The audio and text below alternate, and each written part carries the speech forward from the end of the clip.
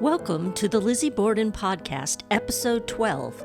The Lizzie Borden Podcast is a 9 Muses Books production. This is the first podcast devoted to Lizzie Borden and the Borden murders of 1892.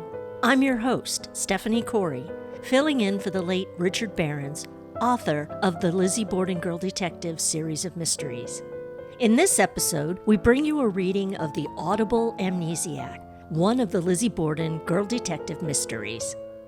Although Richard uses an authentic 1880s Fall River as a setting for his mysteries, as well as a teenage Lizzie Borden and her real family members as characters, the stories are pure comic invention, quirky fiction wrapped in an intriguing mystery.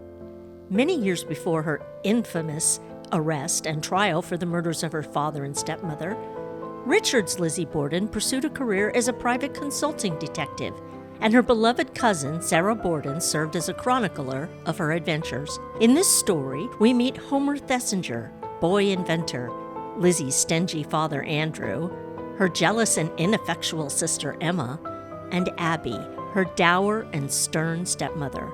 You have met Lizzie Borden before, but never like this. And now, the Lizzie Borden Podcast presents the Audible Amnesiac, performed by Wendy Almeida.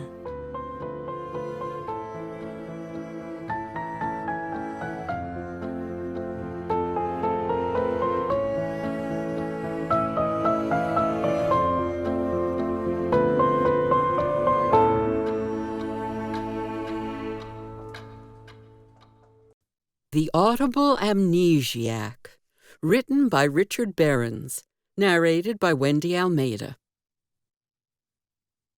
The caterpillar and Alice looked at each other for some time in silence. At last, the caterpillar took the hookah out of its mouth and addressed her in a languid, sleepy voice. "Who are you?" said the caterpillar. This was not an encouraging opening for a conversation. Alice replied rather shyly, I hardly know, sir, just at present. At least I know who I was when I got up this morning, but I think I must have been changed several times since then. Lewis Carroll, Alice's Adventures in Wonderland. Chapter 1. The Thesinger Box. April 1881. Fall River, Massachusetts. In an upper-floor bedroom of a staid Greek Revival house on 2nd Street in the heart of Fall River's downtown district, a dour-faced woman named Emma Borden stood by her dresser, eyeing with great suspicion the fainting sofa against the western wall. Resting on its embroidered surface was a medium-sized wooden box, whose ornate panels hosted embossed astrological symbols. The box's presence was proof that her sister Lizzie Borden had been using her room as a makeshift office for her consulting business, which in Emma's mind was little more than a passing fancy. In fact, the idea that a young woman in Fall River could be a criminal detective was a mad delusion. Emma's hands curled into fists by the side of her dark muslin skirt. Her cheeks puffed until they blushed.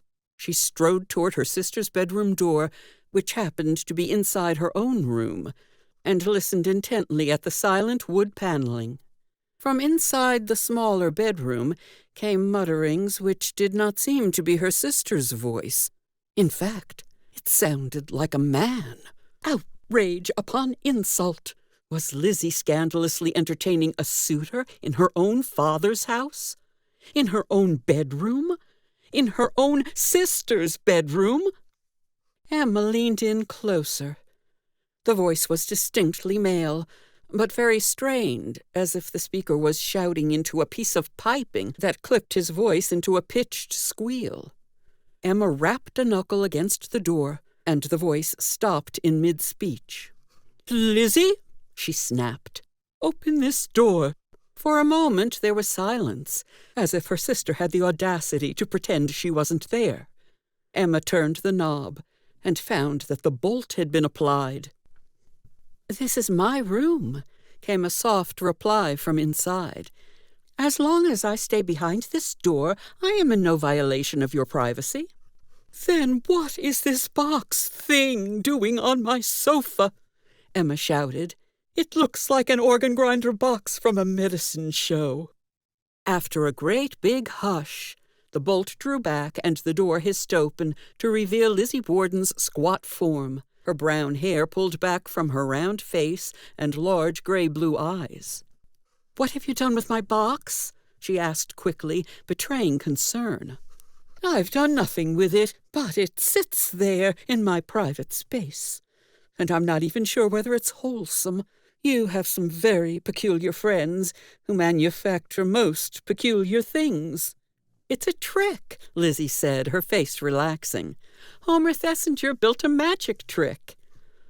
"Homer Thesinger," Emma wheezed. "He's the worst of them all. Remember, he was the one who blew up that tree in his own backyard when he was distilling nitroglycerin. For all we know, that box could be an anarchist's bomb." "Nonsense," Lizzie declared, then waltzed across the room and heaved the box up into her arms. She fiddled with the latches and opened the 2 flaps, one of which resided on the top and one which swung down from the side. She angled it towards Emma to show her its empty interior. "Nothing," was how she described it. Emma peered into the box with a scrunched face, then glowered at her sister with lingering suspicion. Lizzie snapped the 2 doors shut and patted the side with a thump of confidence. "Why would he make an empty box?" Emma asked persistently. "It's not proper enough for anything I can think of. Jewelry, hats. It could be a cigar humidor, but it would have to be refitted." "It's a receptacle for anything you please," Lizzie said, swinging open the door on the top. She reached in and with a single deft gesture pulled out what seemed at first to be a handkerchief, but then expanded into a full-blown rose-pink wrapper. It was elaborate with fluffy laces and ruffles and bows, not the Puritan vestments that Emma was so accustomed to wearing. Lizzie's arm pulled upwards over her head to accommodate the size of the article. Emma's hands reached for her mouth as she emitted an inarticulate scream. Her brand-new wrapper was being drawn from what had moments before been an empty box. It was a betrayal of her senses. "That's mine!" was all she could muster, and wrenched the clothing from Lizzie's hand with a savagery that surprised even herself. Her worst fear had been realized. Lizzie had violated her privacy to a most humiliating degree. It could not have been worse if her bloomers had been produced from the Thesinger box. Lizzie chuckled and folded up the box, pressing it down on the sofa and holding out comforting hands for Emma. "I apologize for the effect, but it was too good not to perform. The box is a trick, Emma. There's a mechanism inside that gives the illusion that it's empty. A slanted mirror. You can see if you wish."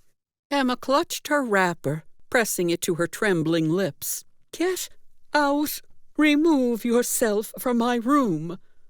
Lizzie slouched in defeat and started for the door. Emma gasped and pointed at the box. "And take that with you. I never want to see you again. Move out of this house immediately. Go to some monastery and remove yourself from the world, you beast. And the same goes for Homer Thesinger. I don't care how much research money he needs from Father. He is not welcome here. He is dangerous." "A monastery," Lizzie remarked, relishing the word. "Not a bad suggestion. I will take this up with Father. I am certainly not appreciated here." Emma's face slackened as she stroked her wrapper, and the blood rushed from her cheeks. "Fine," she grunted. "You can stay here, but you are never to use this room again for your detective agency or whatever you call it." "I will set up shop in the guest room," Lizzie said. "It will no longer be any of your affair." Emma nodded, then glanced anxiously towards Lizzie's bedroom. "And you are not to have any visitors in there," she commanded. "I never have, and I never will," Lizzie protested. Then why did I just hear a voice? Plainly it was a man. I heard it through the door." Lizzie held out a palm towards the room, encouraging Emma to take a look. The dour-faced sister walked slowly towards the smaller room, clutching her wrapper and murmuring nervously. She peered into the small space, surveying the dresser, the full-length mirror, the single bed and the nightstand, the small bookcase overstuffed with volumes. She dipped her knees and tilted her head to see under the bed draping. "Nothing," Lizzie said, oddly echoing her earlier performance. "You have turned your whole room into a Thesinger box," Emma declared. "If you lift the roof, a man will emerge. I have every faith." "Nonsense," Lizzie declared. "Your imagination is hyperbolic. There is no man in my room." "Get out," Emma said through strained lips. "Leave." As Lizzie turned, failing to resist a silent wink to her strained sister, a harsh cry came from the hall stairs. The pained voice crossed the landing and snaked into the space between the two sisters. "Lizzie!" came the shrill alarm. The spell between them broke, and they bounded to the hall landing, where they confronted a rather flustered Abby Borden, their stepmother. The hefty woman had climbed to the top stair in the time it had taken the sisters to react. "Mother," Emma said plainly. "Mrs. Borden," Lizzie followed. "There are 2 visitors to see you," Abby announced. "One of them is that Homer fellow. He's brought someone with him, a most abnormal man. He took my hand and asked me who I was, and then he asked me who he was. Is this normal behavior, I ask you? What kind of diseased minds are you attracting here, Lizzie? You simply must." "Ah," Lizzie said delightedly, pushing past her back into Emma's room. "I will receive them in the parlor. I need a moment to change my wrapper." Abby Borden sighed. "Really, Lizzie, this is a private home, not a police station. Tell Homer that he can't just—" "Yes, Mrs. Borden," Lizzie said, closing the door to her room with a polite bang. Emma and Mrs. Borden assessed each other with struggling eyes, and remained so until Lizzie returned, pressing her hair into place and coughing into her fist. She had replaced her morning dress with a rose-pink wrapper almost identical to the one that Emma was supporting in her tense hands. This insult brought a grunt from Emma, who quickly hid her wrapper behind her in a flash. "You didn't hear a word I said," Abby said flatly to her stepdaughter. "No," Lizzie replied, "I didn't. Now excuse me, as I have to see my clients." She made a deft waving motion to force Mrs. Borden against the wall of the stairwell, and pushed past her with a purposeful march down into the first floor. Abby and Emma climbed down the staircase after Lizzie to the front hallway of the house, where a tall, thin man in a black frock coat, holding an aged straw boater, his angular face sporting a trim jaw bristle, stood under the architrave of the parlor from where he had just emerged. As they approached, he closed the door behind him. His black beaded eyes stared alarmingly at his new audience. "Father," Lizzie choked, "what have you done to my clients?" "Is that what they are?" Andrew Borden asked, almost in a whisper. "I thought they were stunned patients from the nervous hospital. I don't know which is worse, Rip Van Winkle or that man without a name." "Get them out of here now," Abby shouted over Lizzie's shoulder. "We have no need for an escaped lunatic in our home." "Lunatic?" Lizzie asked.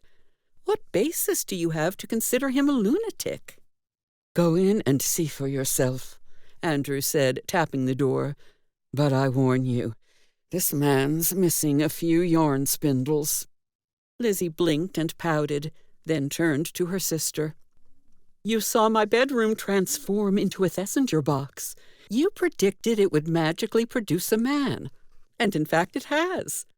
Not just any man, but the creator of the box himself, Homer Thesinger. Let me see what this is all about." She motioned her father aside, and then pressed on the door. Turning to her family, she took in their anxious faces, their shaking hands, and spoke earnestly. "This is a private matter. Please retire to your rooms."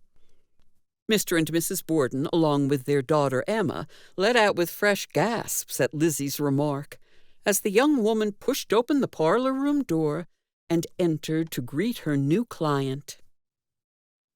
Chapter 2. A Mind Removed. To Lizzie's surprise, Homer Thesinger was asleep on the couch, snoring sonorously, his bowler hat slumped over his brow. The young inventor, who had joined Lizzie in many adventures, looked weak and thin, his hands rubbed black with charcoal dust. Traces of the dust wove patterns on his lower sleeves.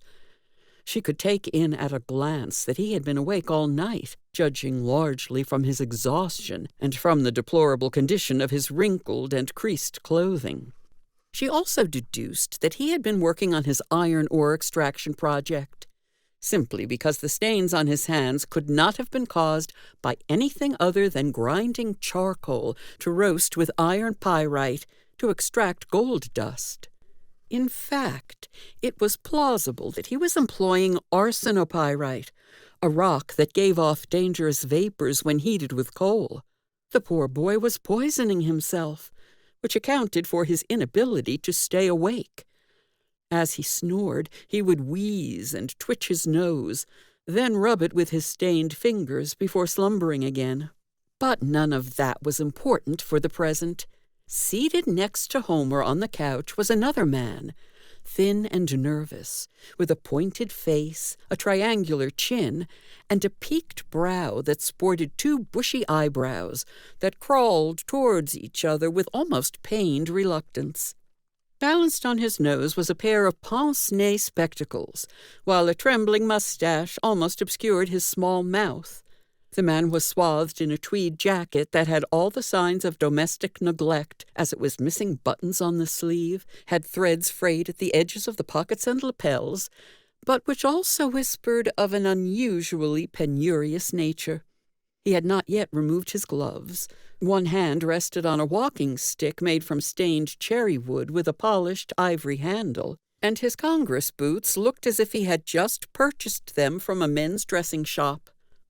Other than the fact that he was a Freemason, had recently walked a dog that was covered in light brown fur, and was currently enduring a competition between his wife and his housemaid to keep up his appearance, Lizzie could tell nothing else about him. The man's eyes twinkled when he first saw Lizzie, but then his face slackened into indolence, as if his expectations, brightened by her entry, were now diminishing. "Hopeless," he muttered in a wheezy voice. "It will never work." "What will never work, Mr.?" Lizzie waited for him to complete her sentence. "That is the problem," he said. "I do not know my name. When you entered, I thought I knew you, but I think that of everyone I meet nowadays. Everything is so familiar, and yet I cannot recognize anything."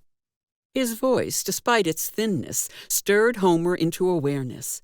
The boy inventor shook his cheeks, grabbed at his tousled hair, and swallowed, as if to remove a bitter taste from his mouth, no doubt some residue from his late-night experiments. "Who?" he said, as if his mind was starting to open its lids.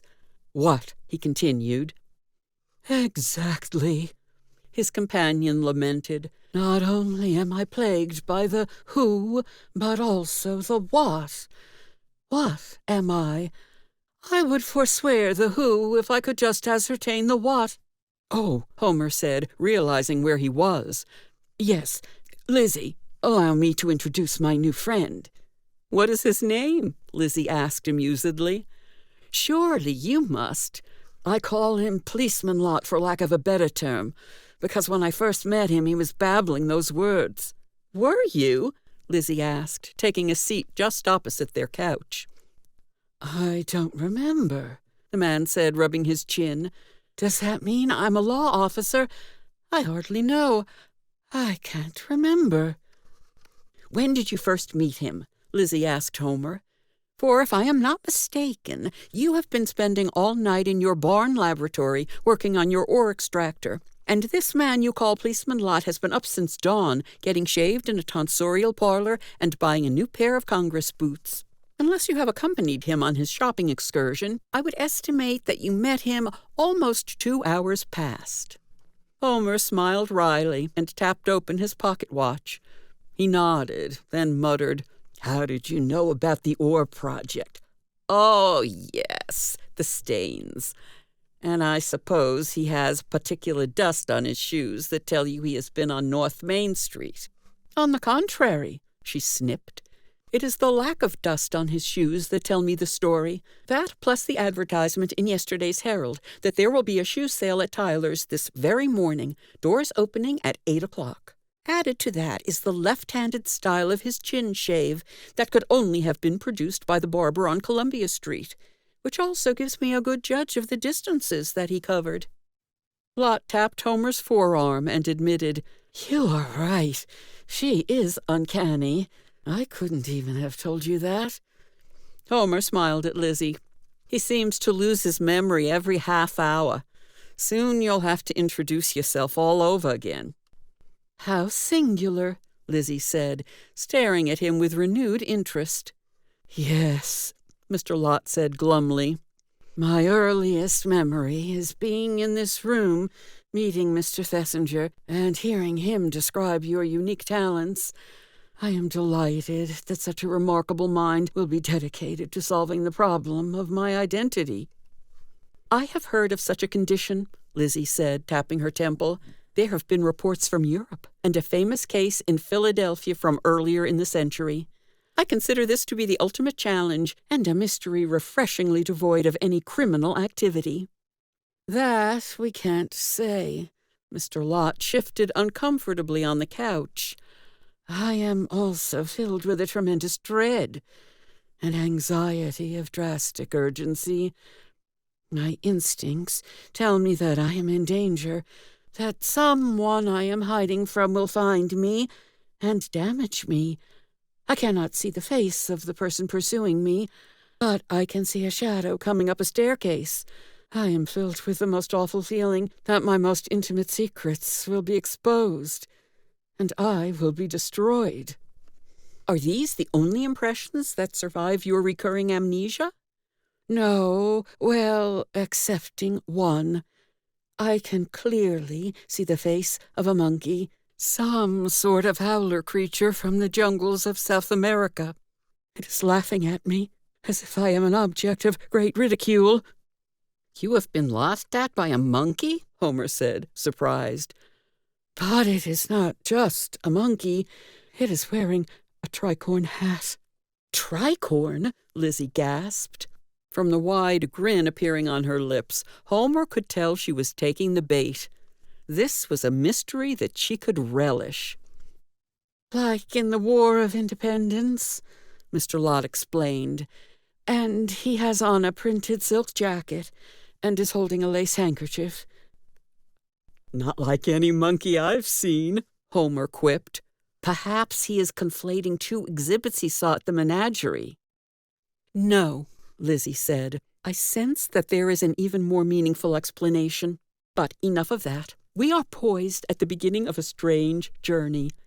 We have a man who clearly is married, lives in comfortable middle-class conditions, doted on by his wife, harassed by his housemaid, and sports a rather expensive cherry and ivory walking stick. He can afford the finest of clothing, clear enough from his habit of buying a new pair of boots when the old ones get dirty, and yet wears his jackets until they fray.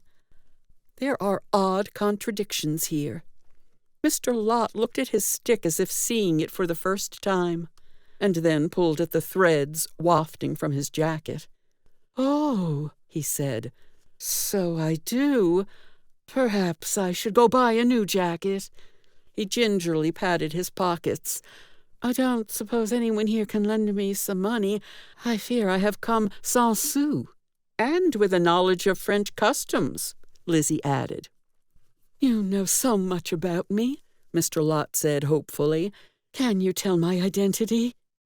Nothing, other than you are a member of a Masonic lodge, or so the ring on your left hand informs me, and at some point this morning, after putting on your jacket, but before buying your Congress boots, you took a small dog, perhaps a Pomeranian, for a walk. The man checked the ring and the hairs on his overcoat with great interest, then turned his attention back to Lizzie as if he were profoundly engaged by a doctor's diagnosis. Perhaps it was on this sojourn that you had your morning shave on Columbia Street by a left-handed barber, I would say Samuel Borden, who is just this afternoon taking off on vacation to the wilds of Maine. Hence the haste with which he missed some patches of growth on your right chin. Mr. Lott turned to Homer and grinned. She's very good. What did you say her name was? Before Homer could reply, Lizzie resumed. Now, if we confine our search to this city, we can use various techniques of a mental nature to distill from these clues, as Homer distills gold dust from pyrites, where you would live, who you would have as associates, and make the rounds to ascertain an identification. Your Masonic Lodge is a good place to start, or Sammy Borden himself, whom you may have employed on a regular basis at a time when you knew your real identity. I don't see this case as particularly complicated, nor do I expect it to take very long. And since it is Homer who has brought you to me, and he is a dear friend of mine, I will even perform this investigation gratis, expecting nothing in return but a good evening's banter over a delightful home-cooked meal, good company, and a mug of medicinal syrup water. Eh, Homer? Doesn't that sound grand? Not complicated? Homer asked. Lizzie, I don't think you understand what's going on here. Don't I? Lizzie's smile had turned sour. I met this man outside the police station.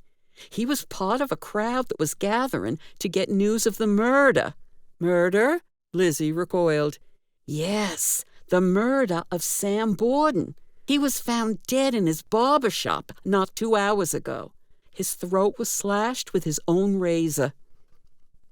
The room fell into a painful silence as Lizzie lost her sense of direction. She was swooning, watching the walls turn about the ceiling.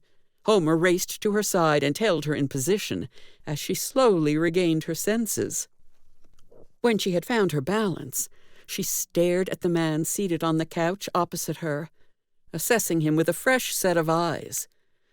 Now his ordinary face seemed sharpened to the point of treachery.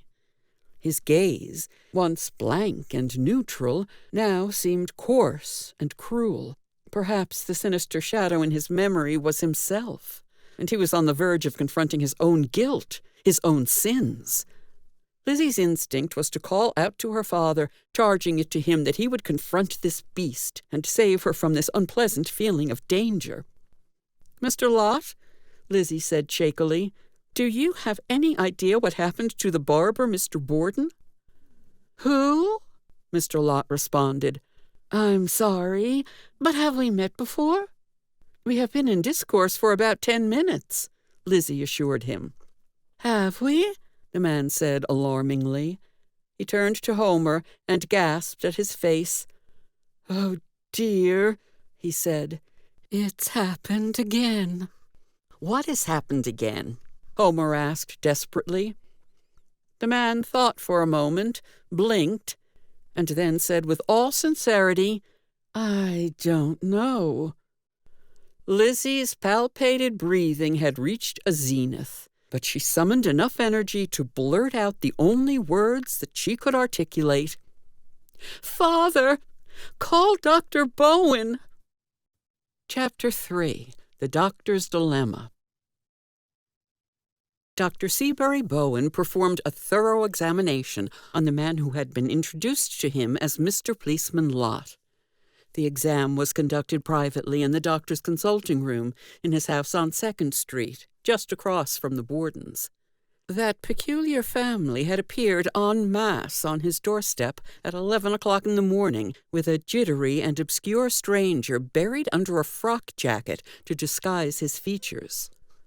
On his doorstep, they huddled about him as if shielding him from the gaze of any passers-by, creating the effect of mystery that always seemed to be associated with the daughter Lizzie. The stranger was in perfect health, and other than the fact that his mind was almost completely erased, and that he suffered tremendous anxiety, and that the Bordens had told Dr. Bowen in secret that the man may have murdered a Fall River tradesman that very morning, the patient was in good spirits and wanted to drink a glass of water because his throat was dry. "Thank you," Mr. Lott said as Dr. Bowen handed him the glass. "I appreciate all you have done, Doctor." The man paused and stared into space. "What was your name? Have we met?" Then he looked down at the glass. "Is this yours? Where am I?"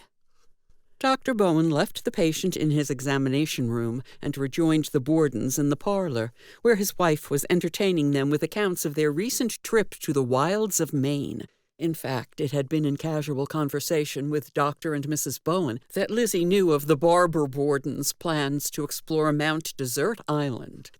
"We brought back spectacular views of the sea," she was saying joyfully. "I am having them put into an album, but I can show you them in their unorganized state." "Yes," Dr. Bowen said nervously, placing his hands on her shoulders, effectively silencing her. "The views can wait.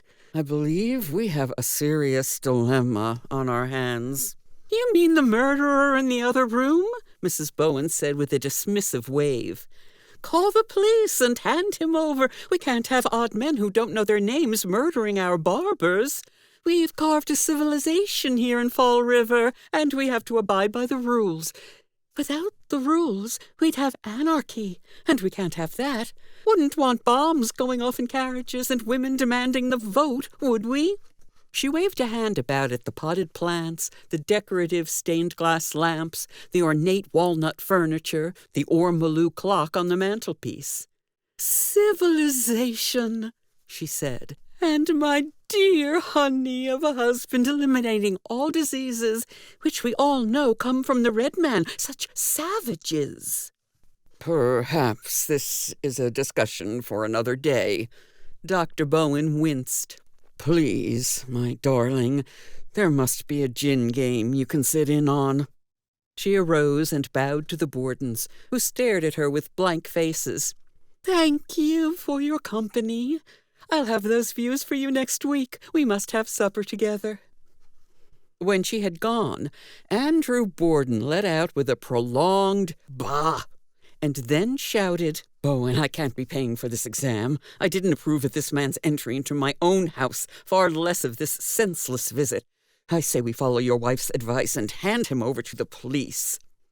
"Yes," Dr. Bowen said, "I do believe that would be the correct course of action, but I'm haunted by the thought that he may be guiltless, and that his extraordinary condition, one that I have never before seen in my professional career, would prejudice the investigators against him, and he would have no defense. After all, the only evidence we have that he had anything to do with Barber Borden was Lizzie's observation of the bad shave on the right side of his chin. That is hardly enough to get a man arrested." "Don't forget he was at the police station trying to get information about the murder," Homer said pointedly. "When I first saw him, he was at the back of the crowd outside the station and was agitated and quite determined to speak to the police." "Perhaps he knew something, or had witnessed the tragedy," Dr. Bowen suggested. "That's what I assumed," Homer confessed. "But when I pressed him to tell me what he knew, he could only mutter words that to me sounded like policeman and lot. On further examination, I discovered that he didn't even know who he was or why he was at the station. I believe at that very moment he went through the amnesia transition, his first since the murder, and all his knowledge was lost. His mind is a bit of a tabula rasa, a slate wiped clean, waiting for the next set of instructions." "He clearly knows something," Andrew Borden said. "I don't know why we are wasting our time. If we're not going to get him arrested, let's at least dump him on the city marshal and go about our business." "Yes," Mrs. Borden said. This is none of our business. Homer has done us a great disservice by getting us involved." "Homer does us nothing but disservice," Emma sneered. "He's a horrid young man." She stamped her boot against the rugged floor as if trying to eliminate an insect. "Steady on," Homer said, putting up his palms. "I don't want to be involved in this any more than all of you combined. I was in the middle of tinkering with my ore extractor, and now my concentration is all in pieces."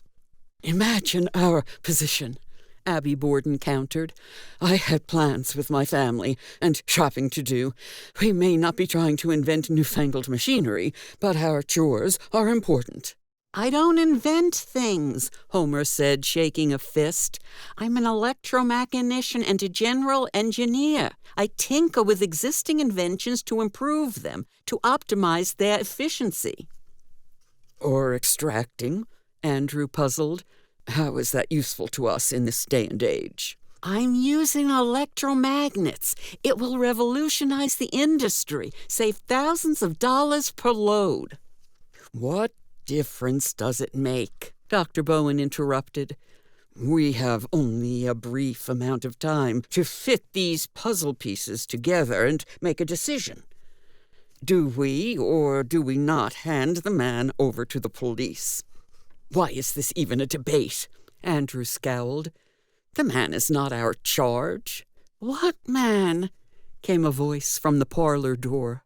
Policeman Lott was standing fully swathed in his overcoat and bowler, and was twirling the handle of his cane, examining it meticulously as if it contained a great mystery. "You," Lizzie said bluntly. "We are trying to solve the puzzle of you." "I am glad of it," the man said, and tipped his hat as if following a protocol that was so embedded in his habits that he could not feign to do otherwise. As he placed his hat back on his head, he stared at his hand, extended the thumb, and gazed at it perplexedly. To everyone's surprise, he hopped into a strange position, placing his feet at right angles to each other, and then stepped forward awkwardly while fanning the fingers of his hand before him at chest level. "Yes," he was saying, "I believe this is the correct form. Is that not true, brothers?" "What is this tomfoolery?" Andrew asked hastily. "Is he from a music hall act?" "No," Lizzie said, staring fixedly at his gestures. She stepped forward before him and made some hand gestures of her own. He watched them with mounting excitement, and then performed a few more hand gestures. "What is the password?" Lizzie asked, in a hushed, mannish tone. Mr. Lott's face brightened, as if a great calm was coming over it. He was about to speak when Lizzie pressed her fingers against his lips. "Silence," she said. "No need for now. We can always sign later." "What is the meaning of this?" Dr. Bowen asked. "Lizzie, what do you know about these steps and signs?" "Clearly, Dr. Bowen," Lizzie chuckled, "you are not a member of the Fall River Lodge of the Ancient Order of the Masonic Odd Men." "Almighty!" came the cry from Abby Borden. "The odd men! I have had enough. Cast him into the street. He is not worth the dust on our boots." "The odd men," Dr. Bowen repeated, then displayed understanding. "The odd men, the Ancient Order. They are not recognized as regular Masons, but they do have a lodge on Ferry Street. They are odd indeed. Believe in a golden egg that will heal all maladies. Yes, this is starting to make sense. He is remembering the signs and steps of his degree in the Ancient Order of the Masonic Odd Men." "Am I?" Mr. Lott said, flexing his hand. "It seems as if my hands and feet are doing all the remembering for me. By the way, have we met? Do you know who I am?" "Later," Lizzie promised, then pondered deeply with her fingertips to her temples. When I first met this man, I had made several deductions about his home situation based on his clothes and his grooming. The addition of a secret brotherhood may change some of those observations. For instance, the ring on his finger. It is distinctly masonic. Dr. Bowen lifted Mr. Lott's hand by the wrist and examined the jewelry. The odd men adapt many masonic symbols. This ring bears the masonic square and compass, a pictograph that is allegorical for their morality. But the masonic pictograph has at its center the letter G, presumably for God. This ring depicts the letter A. "And what does A stand for?" Lizzie asked, gazing at Mr. Lott. "How the blazes do I know?" he rattled. "By the way, who are you people? Where am I?" "You've had another one of your tabulae rase," Lizzie explained. "If we have to explain everything that has happened today every time you make that transition, we shall waste your time and ours." "But I am clearly in a bind," he said, gazing wearily at the ceiling. "I fear a shadow moving over my being, ready to pounce and devour me." "Yes, we know," Andrew Borden sighed. "Confound it, this man belongs either in a jail or an asylum. I say we hand him over to the marshal and be done with it." "The marshal," the man said, gripping his fist upwards. "I must tell the marshal. Yes, that's right." He turned to his silently staring audience and asked meekly, "Who is the marshal? I seem to have forgotten that one." "Interesting," Lizzie said. "His tabulae rase are getting closer and closer, but a curious inverse ratio is also occurring. He is starting to retain more and more detail. First, the signs and steps of his odd men degree, now the city marshal. Perhaps, after a few more tabulae rase, he will remember more information that can help us solve this mystery." "One moment," Mr. Lott said, stiffening his spine. "I'm standing here, and I'm a person. You are talking about me as if I were a specimen on a slide. For a scientist to observe patterns of behavior, I resent being reduced to an object of observation. I am a person. A person." Just then, a curious shade glided across his face as he stared blankly at Dr. Bowen. "Excuse me," he said, "but can you tell me who I am? I seem to have forgotten." "Oh, I have had enough of this!" Emma Borden shouted and wagged a finger in her sister's face.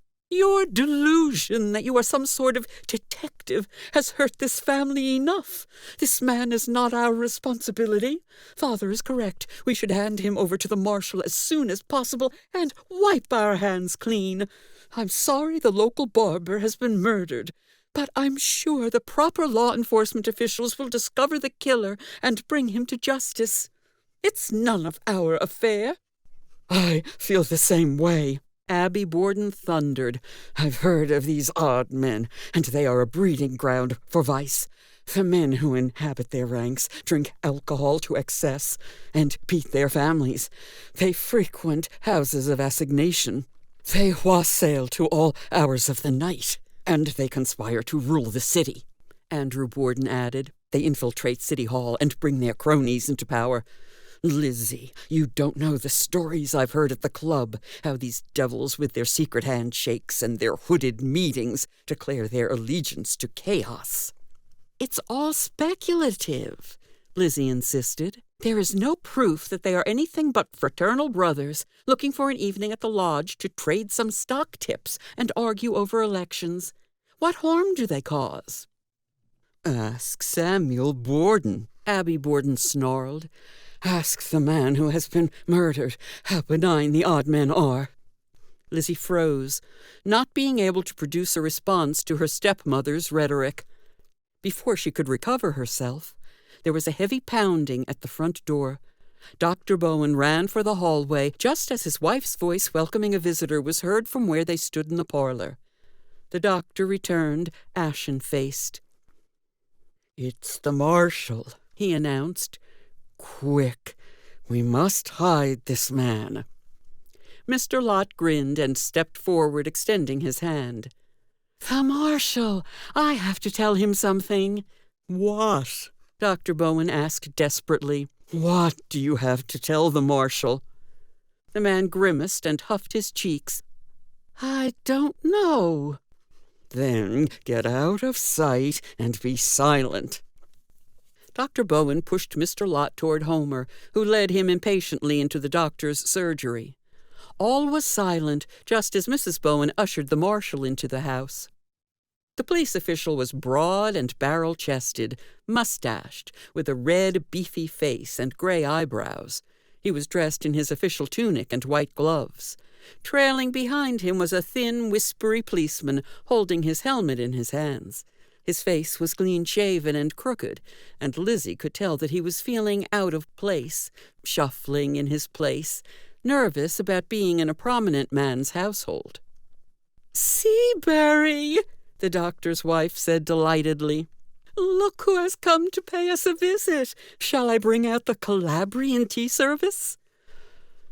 "Not now, dear."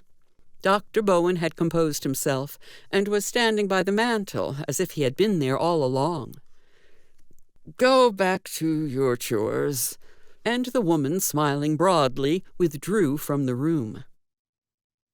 "Mr. Borden," the Marshal remarked upon seeing Andrew, with more than a hint of surprise. "And Lizzie, just the ticket.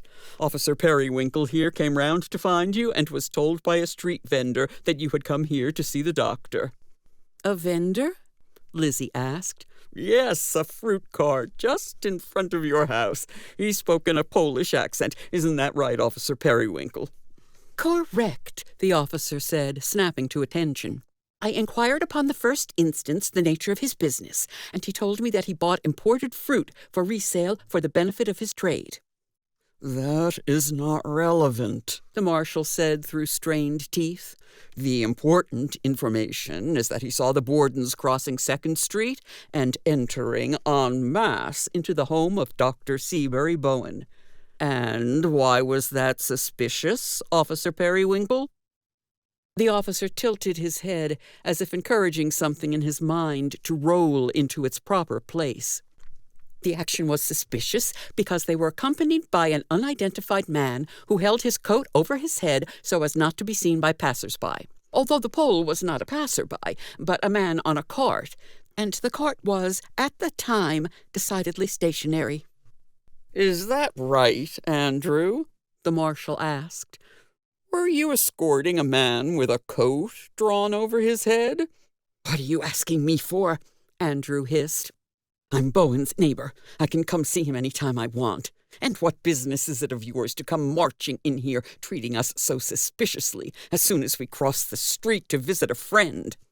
"It is my business," the Marshal announced, "because the man with the coat over his head was not an ordinary man with a coat over his head. The Pole on the cart did not just observe a man with a coat over his head. He observed— Well, tell them, Officer Periwinkle, what the man observed."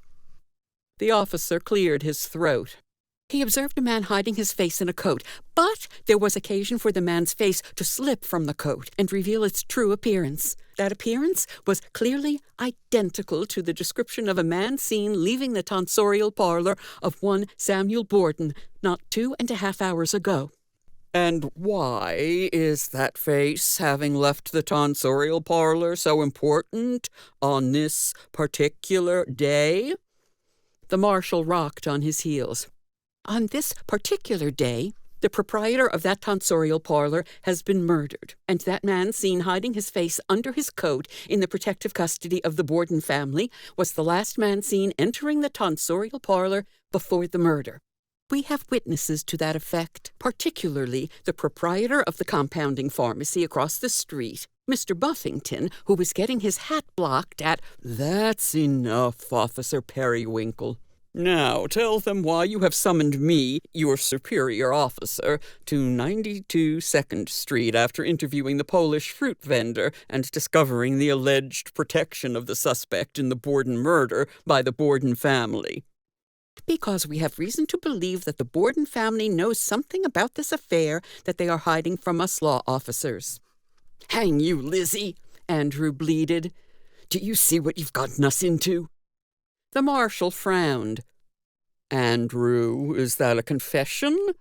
Do you admit that you've harbored this fugitive from the law? I confess nothing, Andrew said, slumping into a sofa and running his fingers through his hair. I am done with this. Lizzie coughed uncomfortably. Mr. Marshal, as you know, I have been helping the Fall River Police in many singular affairs, and I feel that I have gained a good deal of trust with your department. I ask you to give me the benefit of the doubt in this affair as well. It is true, the marshal admitted. You have gained my trust over these past few years, and there is many a guilty rogue in prison because of your dedication to the law. But this is a serious offense, Lizzie. I agree, and therefore I ask you to listen to me very carefully. There are circumstances here that have to be considered. What circumstances? I can't imagine what... Before the marshal could finish, the door to the exam room creaked open, and a very strange spectacle emerged, one that startled everyone, especially Lizzie. A man was standing in the doorframe dressed in the exact clothing, bowler hat, and overcoat as those worn by Mr. Lott. But it was not Mr. Lott. Beneath a dangling strip of velvet ribbon that had been sheared and pasted upon his upper lip was the countenance of a very confused-looking Homer Thesinger. The young man was staggering, his arms delicately outstretched and floating before him. He kicked the door shut behind him and walked as if in a somnambulist haze towards the marshal. "Who am I?" he muttered. "Where am I? I don't remember a thing. Perhaps I was in a barber shop. I don't recall what I did there, but I do know I went to the Bordens. Ah, here they are. Thank you for bringing me to the doctor, but I feel fine now. I don't know what I would have done without Dr. Bowen's help." "Homer Thesinger," the marshal said, half with contempt. "Yes, that's my name. When I awoke this morning, I went strange in the head. I cut up this ribbon and pasted it to my lip, and I tried to get it shaved at the barber shop." The marshal reached for the dangling silk and ripped it from Homer's mouth. The boy inventor grimaced and held his face with both his hands. "You are trying to make me believe that Homer Thesinger was at the barber shop at the time of the murder?" the marshal asked. "And that he was the man that the Polish fruit vendor described to Officer Periwinkle?" "I don't know," Homer said. "I don't remember what I did this morning." The marshal gazed down at the ragged strip in his hand, and then examined the overcoat that dangled about Homer, obviously 1 or 2 sizes too large. He heaved a sigh and stared at the ground. "Lizzie," he said, breaking his silence, "I must talk to you in private about this nonsense. I can't believe for a moment this buffoon would be capable of slashing a man's throat in broad daylight, so I am willing to treat this sad display as a light-hearted farce. So, can we proceed with a proper investigation of the murder of Samuel Borden?" "With pleasure," Lizzie said, relieved and renewed. "Let us retire to 92 2nd Street, and I will be at your disposal for a consultation. My good thanks to Dr. Bowen for helping Homer with his bafflement."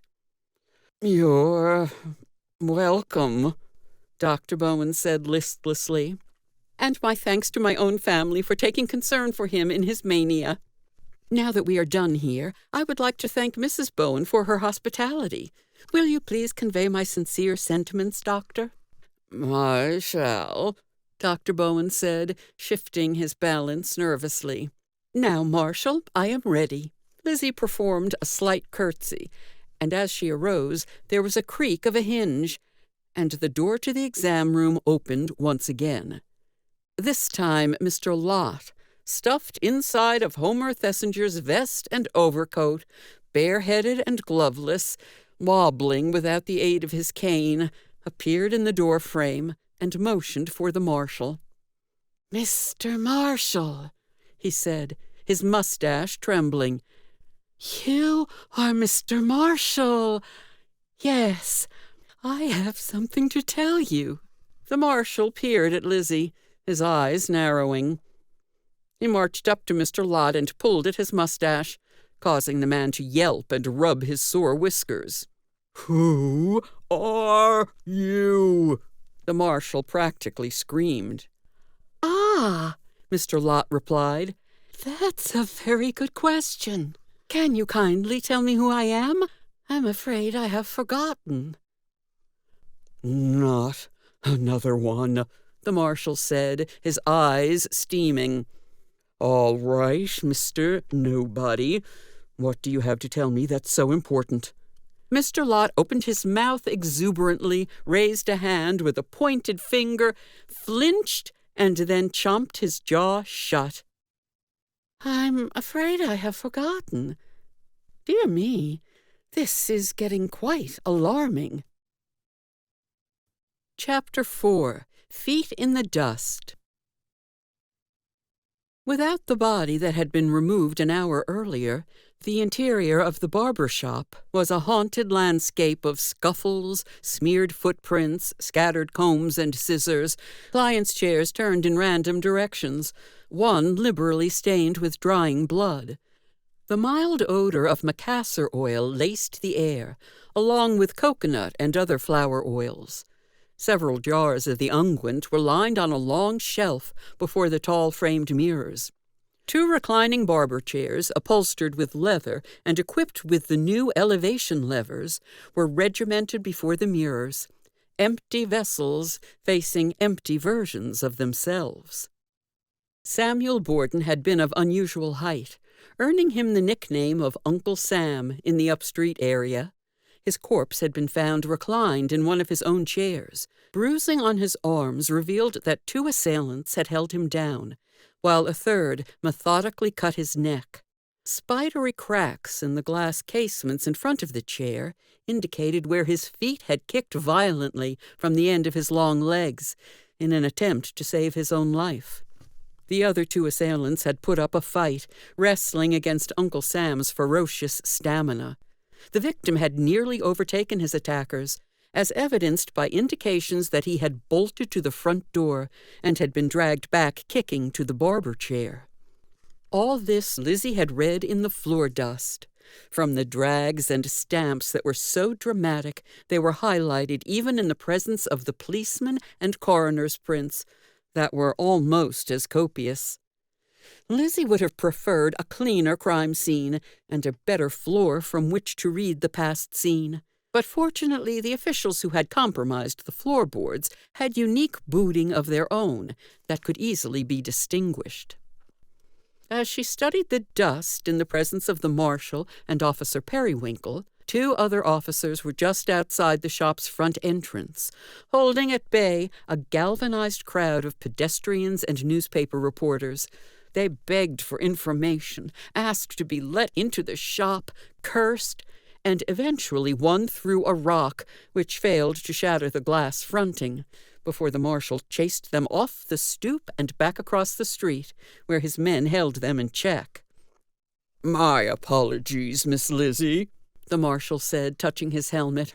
"Whenever a murder occurs, the crowds are sure to follow." She shuddered, thinking of such a mob outside her own home on 2nd Street. Father would not like that, regardless of who had been killed.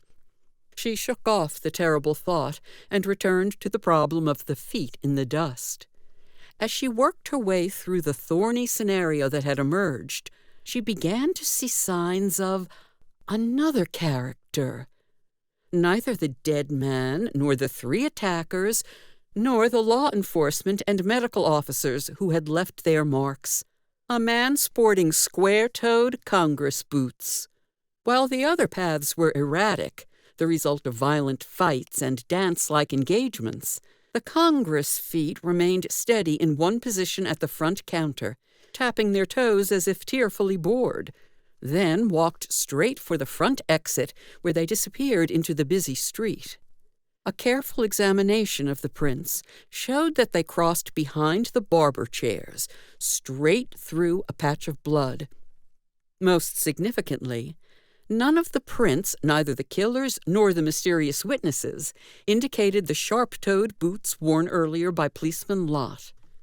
It was still pure speculation that Lott had witnessed the slaughter, and yet Lott was wearing brand-new boots that had no dust or barber shop residue on them at all. They were of shiny and clean leather. A bowl of slop water was discarded casually before a tall shaving mirror, showing evidence of cut facial hairs floating in soapy liquid. Was this Lott's shaving residue? A cursory examination of the follicles showed that it could very well be. Yes, the man had been here and had witnessed the murder. He must have removed himself from the scene, suffered a tabula rasa, emerging from the memory loss, clueless as to how blood came to be clotted on his boots, and headed for the nearest store on North Main where he could buy a brand-new pair. Lizzie was now faced with another decision.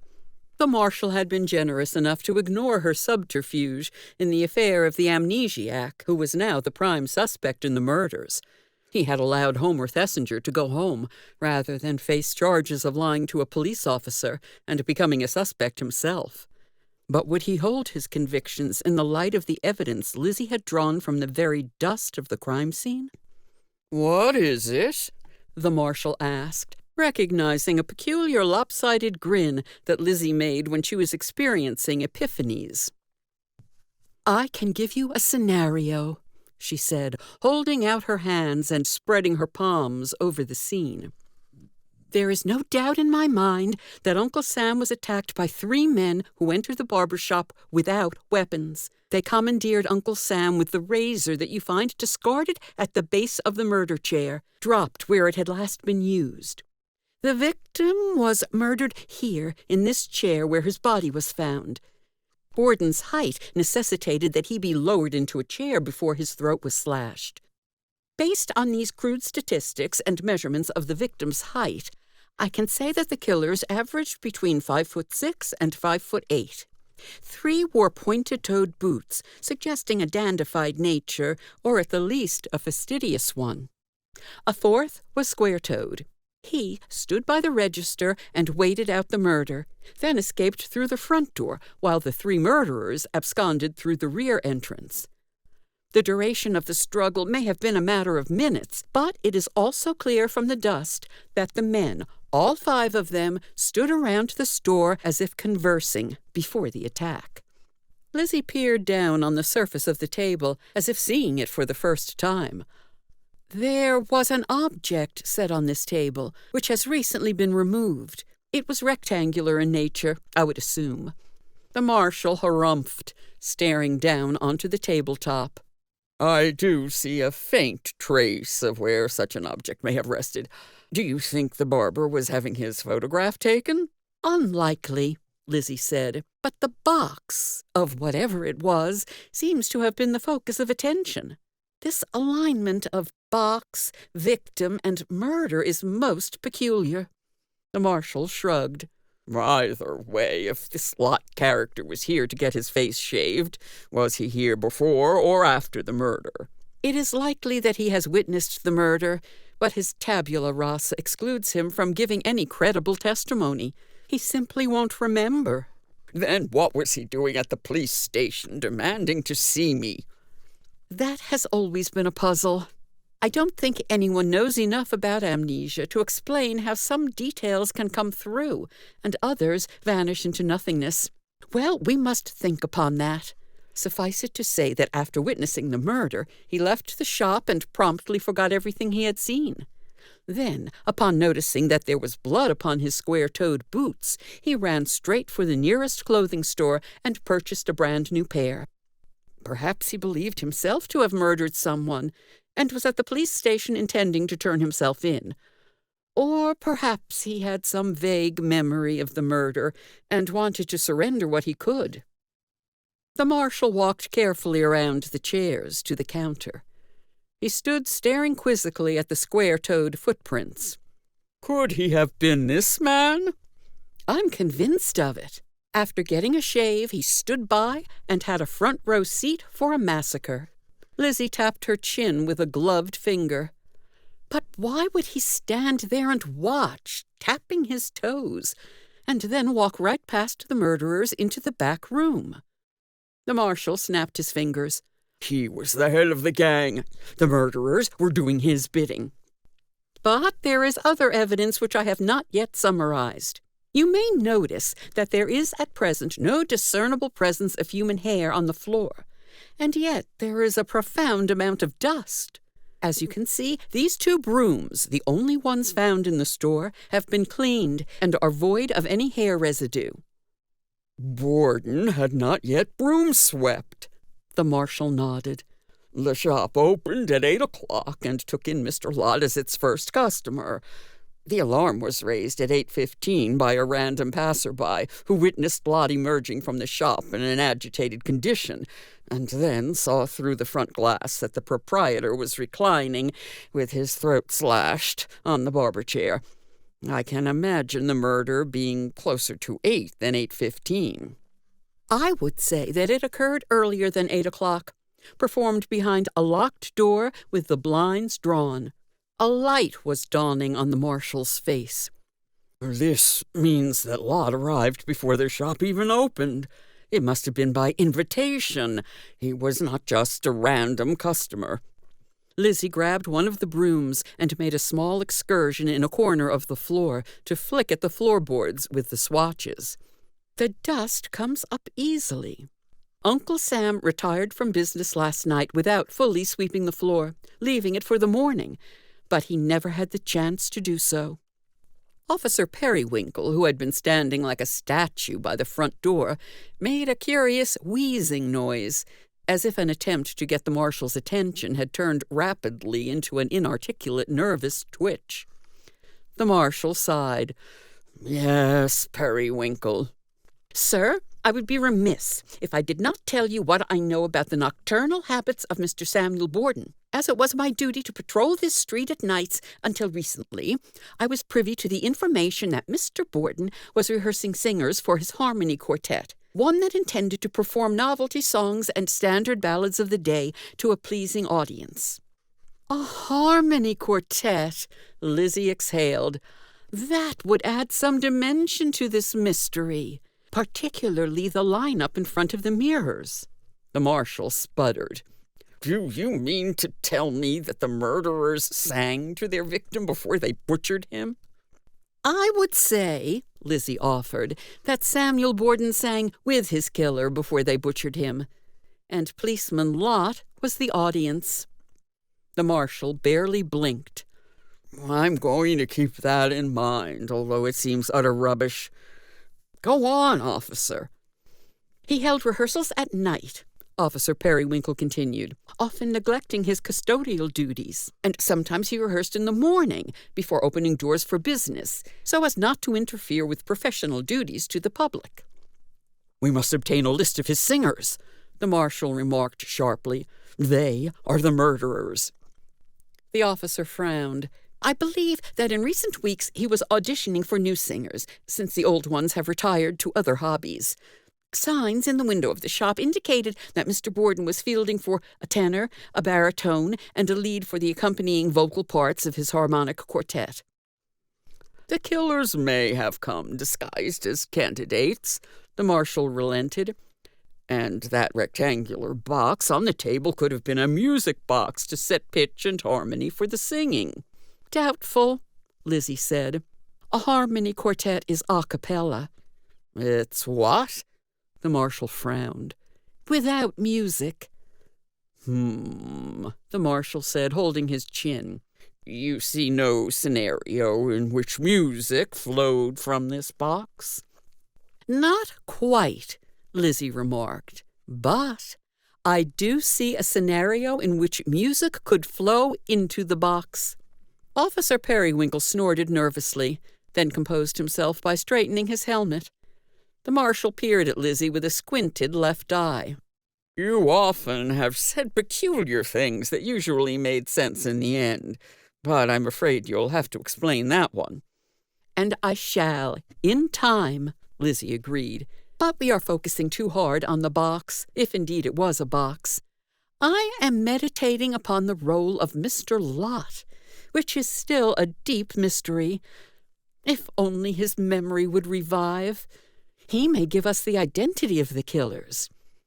"Even if it's himself," the marshal steamed. Lizzie paced the floor, taking a last look at the traces in the dust, and then said wistfully, "The crime scene has revealed all that it can. My next move would be to gain access to the ancient order of the Masonic odd men and see what I can find out in their ranks. Mr. Lot is a member, as his ring testifies. Attending one of their meetings may illuminate his identity." "Attend?" the marshal asked. "What the devil do you mean they allow only men into their meetings? And even if you were a man, you'd have to be an initiate." "I will take care of those matters," Lizzie chuckled, and then turned to Officer Periwinkle. "I need access to Mr. Lot in the jail." "For what purpose?" the marshal asked hastily. "I need to ask him about his steps and handshakes," Lizzie announced. She turned and mused for a moment, a bright cast of startled possibility on her brow. "Oh, yes," she added, "and I need to borrow his mustache." She then waltzed from the barber shop, leaving behind 2 baffled law officials. Chapter 5. Non omnis moriar. The doors to the inner temple hall turned on their great hinges, pushing forward the oaken panels with an almost silent hiss.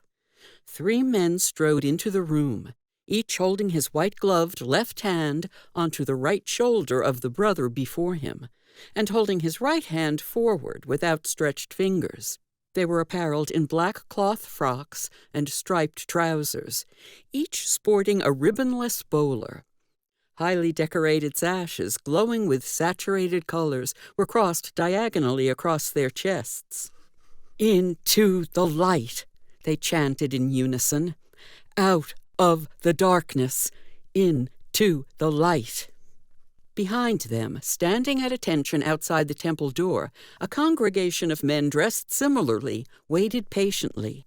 A doorkeeper with a black mask over his face held out before them, barring their entry, a crude birch club with 1 tiny green leaf spouting from its tip. The 3 men turned and saluted each other in various combinations of arm gestures and hand shapes, then formed a circle by linking their arms. About them were 3 waist-level candle holders, each with a brightly burning flame that cast an eerie light on their circle. 3 in 1, 1 in 3, they chanted, then shook each other's hands in casual fellowship. "I in you, and you in me." "Master Warden of the East," spoke the tallest man of the 3, solemnity defining his entire face. "What is your duty?" "To see that the Temple of Verified Wisdom is inviolate," the stoutest of the trio explained. "Free from contamination, safely guarded against the force of darkness." "See that it is so." The Warden of the East walked in a brisk circle about the temple, thudding his feet on the floor under him, then took his place back at the eastern candle. "The temple is inviolate, O holy Hierophant." The leader nodded, then spoke. "Master Warden of the West, what is your duty?" The doddering fellow before the western candle looked ancient, as if he had personally seen the first cloth manufactory built over the stream of the Quikashan, back in the days when Fall River was only a village of 12 dwellings and a sawmill. His creased face and withered white hair framed his toothless mouth and a hawkish profile. When he spoke, the words were rounded as if by decades of exposure to the winds. Added to this was an incessant twitch that forced several rapid eye blinks every minute or so. To see that all odd men coming into the sanctuary of verified wisdom are properly instructed and initiated, he said, almost in a whisper. Shall we admit the master odd men into the temple of verified wisdom? The Hierophant asked. That they may partake of our wisdom and secrets, and live perpetually in the light? Before the warden could answer, a nasty, wheezy hoot broke from outside the door. Someone had sneezed noisily into a handkerchief. The report startled the Hierophant, who paused momentarily, then waggled his face to regroup his thought. Shall we? He repeated. I shall, Master Hierophant, the elder warden affirmed. He gestured to the gatekeeper, who seemed to have trouble seeing through the eye-holes of his mask. He stumbled back to the congregated brothers and waved a black-gloved hand in the direction of a seemingly random member. The congregate stepped before the nearly barren tree branch. Whisper in my ear the password, that you may enter the holy sanctuary, the gatekeeper barked. Then he stooped to hear the word in his ear. The club sprang upward, and the brother stepped into the room, strolling eagerly to a place before the font. The 3 men stood in a row on the other side of that demarcation. Brother Buffington, the warden of the West said shrilly, you have been granted the privilege to enter our most holy temple. Can you give us the step and sign of our most solemn degree of most excellent and most enlightened odd man, knight of Antioch and scholar of Alexandria? Sure. Brother Buffington gulped and then contorted his legs and feet into a twist of angles while drawing his hand to his chest, alternatively extending and then withdrawing certain combinations of fingers. Accepted, said the warden. Master Warden of the West, the Hierophant declared, you have observed this man's fidelity and his strict observance of our rules. I have, the warden said, twitching twice in one moment. You will observe the fidelity of all the brothers as we admit them into the holy temple. I shall, the warden of the West declared. It is my duty to see all and to affirm that all is correct in the sanctuary of the verified wisdom. The Hierophant motioned for Brother Buffington to kneel upon the ground and bow his head before the 3. So shall it be in the temple of verified wisdom. One by one, the congregants were admitted, all being subjected to the pomp of entry and password verification. When all 20 had been so admitted and were in their places on the benches along the northern wall, the Hierophant motioned for the gatekeeper to close the doors. Brothers and wardens of the Temple of Verified Wisdom, the Hierophant said solemnly, it is my intention to open this temple at the grade of the axiomatic profundity. Is there any brother present who stands forth with an objection to this most sacred opening? Once again, a member of the congregation sneezed into a handkerchief, causing a few of the brothers to rattle in their seats. The Hierophant stared pop-eyed at his flock.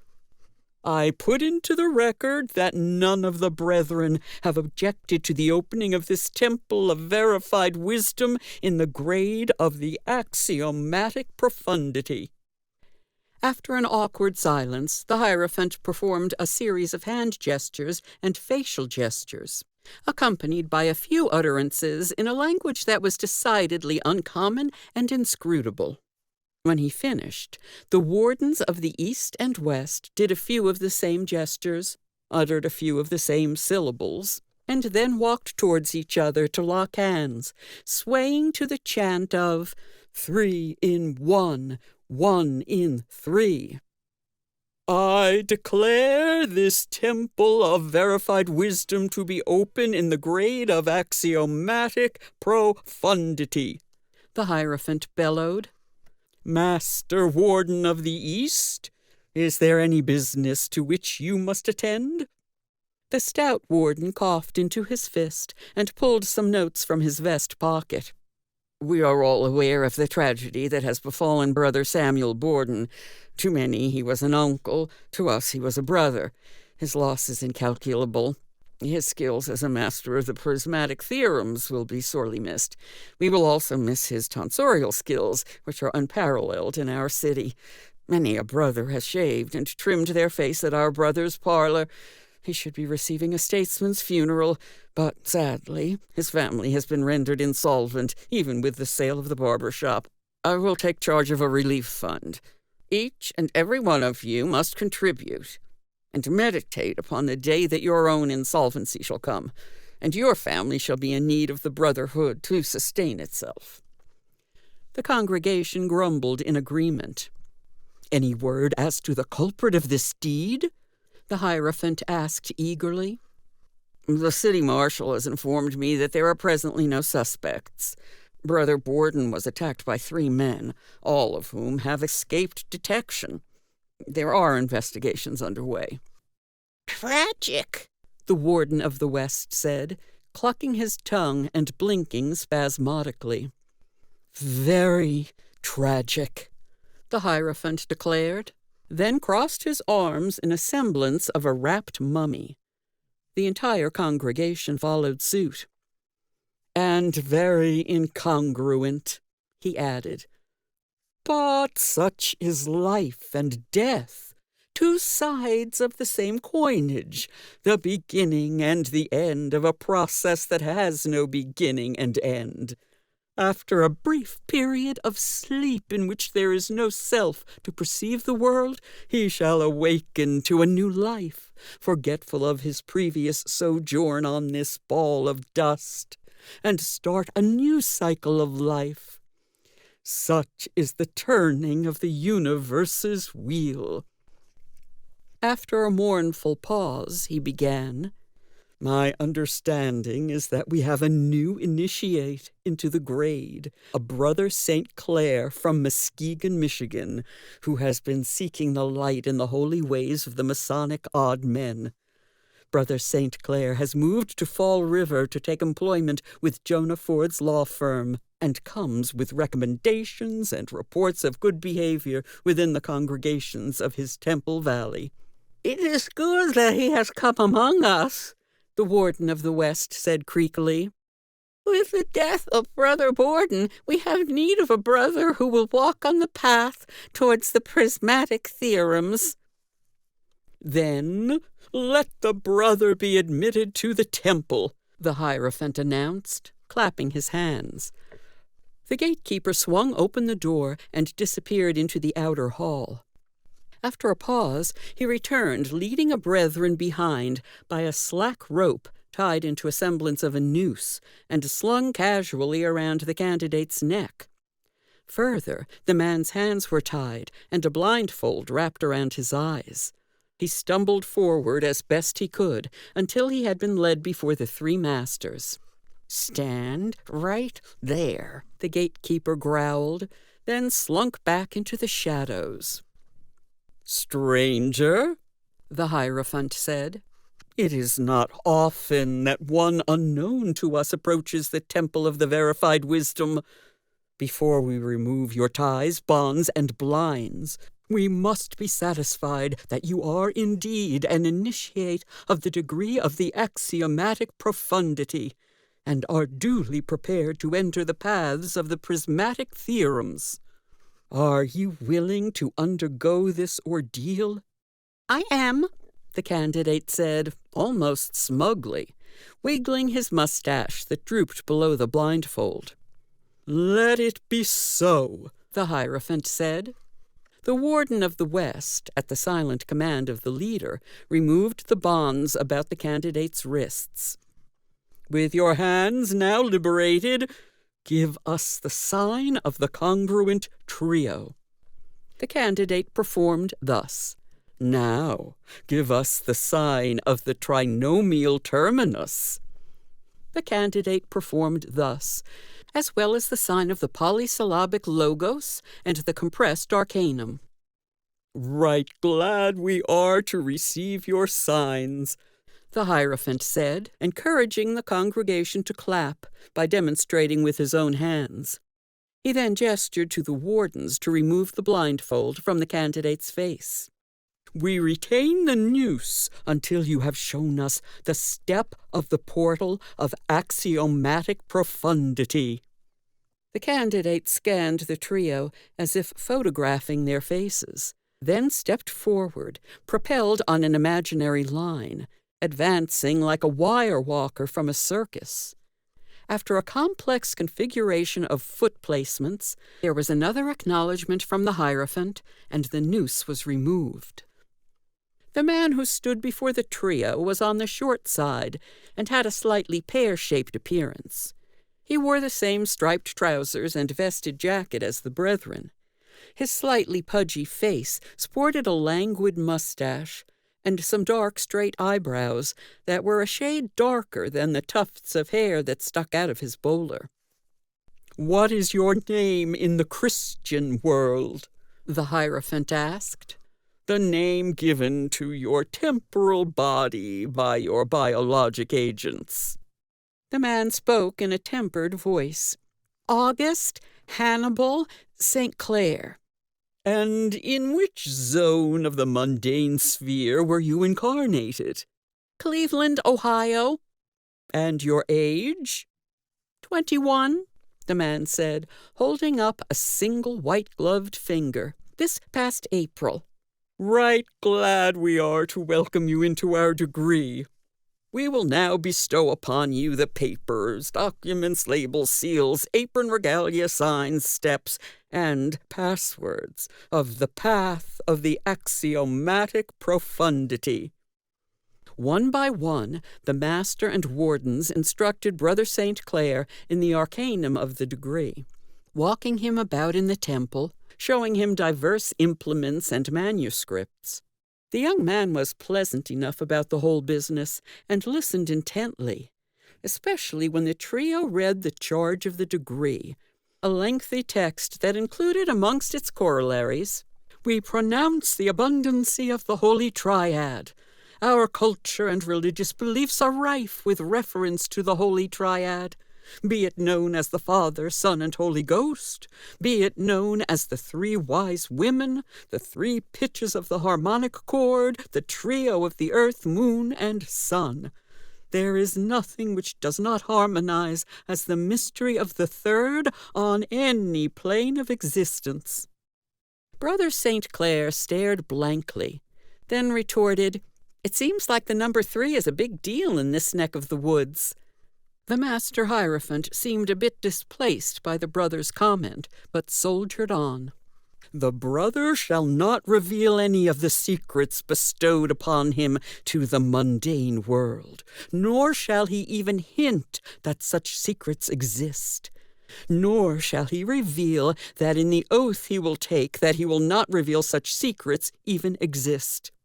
He will swear such an oath binding him to total silence, and to live under the penalty that should he break such oath in any way, he shall have the air of his lungs removed from his body, and the blood within his veins drained, until he is a lifeless corpse that will subsequently be unceremoniously dumped in such an area that the beasts of the field shall devour it." At this, Brother St. Clair blinked, and the sickly congregant with the chronic cough whooped once more, muttering an apology to create a distraction at such a solemn moment. Brother St. Clair nodded and agreed to take such an oath, after which his hands were placed upon a large, leather-bound volume, which he took to be the Holy Scriptures, and repeated the barbarous words after the Hierophant. Once more a complex series of steps, signs, and handshakes were orchestrated, and Brother St. Clair was declared a fully admitted member of the Path-Seekers of the Axiomatic Profundity. "Congratulations, Brother St. Clair," the Hierophant announced. "You may speak freely. Do you have any questions of us, your holy Hierophant and wardens of the East and West?" "Why, yes," the young man said, chuckling. "I notice that there are 3 officers presiding over the temple. They correspond to the directions of the compass, north, west, and east. Would it be impolite to ask what happened to the officer presiding over the south?"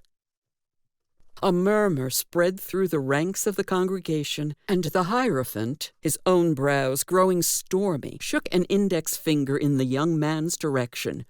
"There has never been a Southern officer in this temple. We are a Trinity-based order. You should know that from your studies in the Arcanum."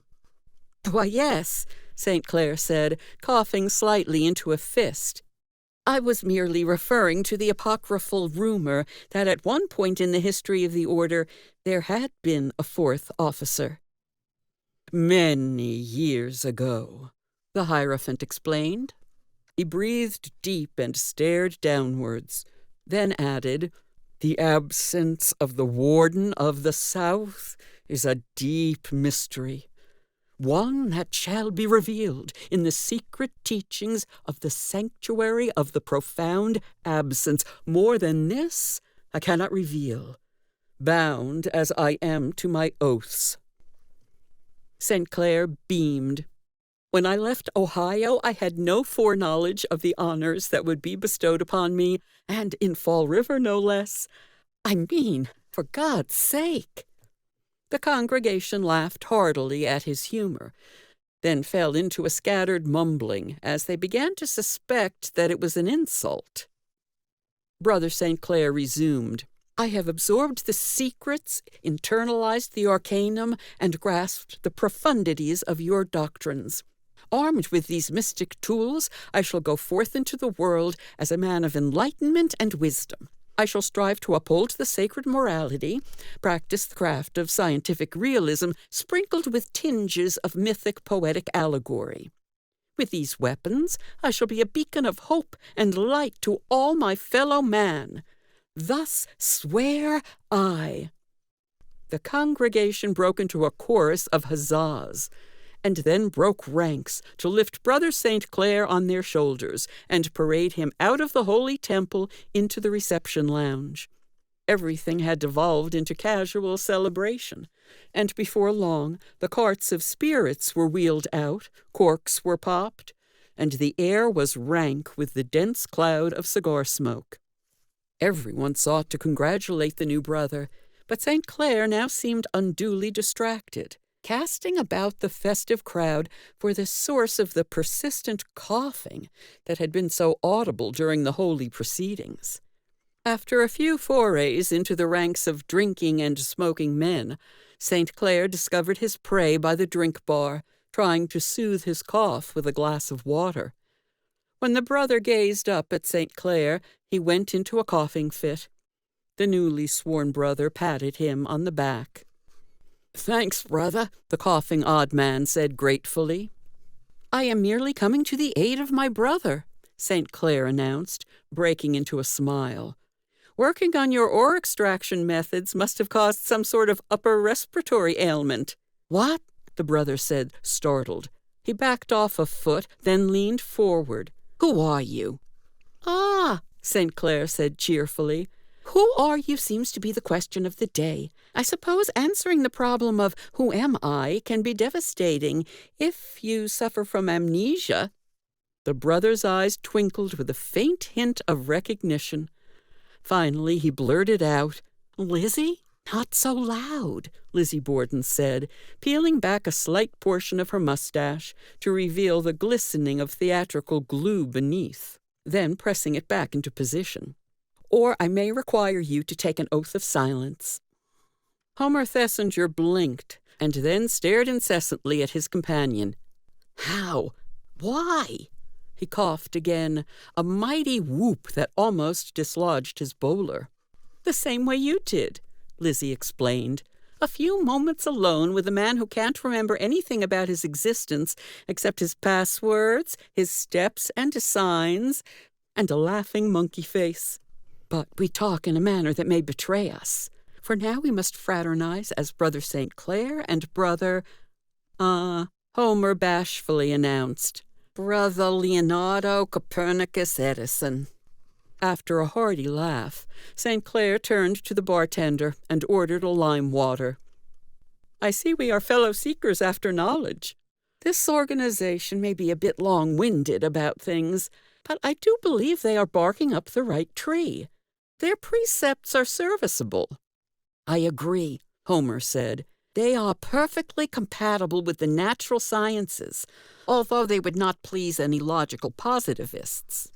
Only if you allow for thin layers of Kantian idealism or Lockean human rights and Voltairean enlightenment to ice your cake. They would definitely strike the dialectic materialists as borderline anti-socialistic. Only if you insist on the absolute priority of social injustice and interpretation of emerging industries, which they seem to discard, leading one to believe they may be bourgeois." The two chuckled together at their merry philosophical banter. Then Homer observed, "They are at least an egalitarian bunch. I count at least 8 textile investors in this room, as opposed to only 4 tradesmen." "Nonsense! I count 7 textile, 1 print mill investor seeking new markets, a masonic defector, 1 butcher, and a post office clerk." Homer gave the crowd another scan, and then conceded, "Brother St. Clair, you have keener eyes. Not only do they see more, but they observe more." "What did you miss?" Lizzie asked. "The butcher. His odor must have wafted directly to your olfactory, but bypassed my own. Your other observations need some explaining, since I find some of them uncanny. The post office clerk was easier, since I recognize him from my visits there." Homer grunted. "Well, that one was... Yes, you knew him already. On the contrary, I recognized only his face. I know nothing about him, outside of the fact that he is a member of the Masonic Odd Men, and that his father died of alcoholism, and his sister ran off with the circus. Yes, that would follow from circumstance, not recognition. Or that he has recently lost his only child, and is resisting all of his friends' persuasion to produce another one. That could be post office gossip. I suppose you are going to tell me that he has strained relations with his wife? Nonsense, Brother Leonardo. It is plain as day that his difficulties are with his brother-in-law." "Plain as day," Homer repeated. "And that man over there, the Hierophant, for all his pomp and circumstance, is he also troubled at home? An unpaid debt, a disagreeable manservant?" "Nothing to do with domestics," Lizzie answered. "He doesn't seem to be married at all. And he washes his own plates. Either that, or works with his hands in a restaurant." "The most holy and sublime Hierophant of the Masonic Odd Men?" Homer said, baffled. "A dishwasher." Lizzie peered closely at the Hierophant, engaged in conversation with the print mill investor seeking new markets, waving his hands about rapidly. She even tilted her head before announcing, "Omnibus boy," she concluded, "with occasional duty at the grilling rack." "Of course," Homer acquiesced. "Now, Brother St. Clair, if we are done here, may we commence with our investigation? Your client has lost his liberty, a brother of the Odd Men has been murdered, and we have made little progress in solving the mystery." "On the contrary," Lizzie said, "I have already solved much of it, but I need more data. And there are 1 or 2 points that still evade me, especially those touching our client's knowledge of wax cylinder manufactory and whether his wife has access still to his collection of French automata." Homer grinned. "I always know you are getting close to the truth when you begin to make no sense whatsoever." "Why, Brother Leonardo," Lizzie said charmingly, patting her lodge mate on the back, "what a very nice compliment indeed." Chapter 6. The Prison Box. On a typical afternoon in the Borden household, the family members reveled in the absence of Lizzie Borden. She often exasperated and irritated them with her sharp wit, her coy games to showcase her genius, her insistence that she was a professional crime investigator, when clearly she was recklessly play-acting some delusional fantasy. Mrs. Borden often lamented how she had failed her stepdaughter in her upbringing, ascribing the mania to the loss of her biological mother at age 2, whereas Mr. Borden declared her a victim of moods and melancholic phases, as the nervous doctors described it.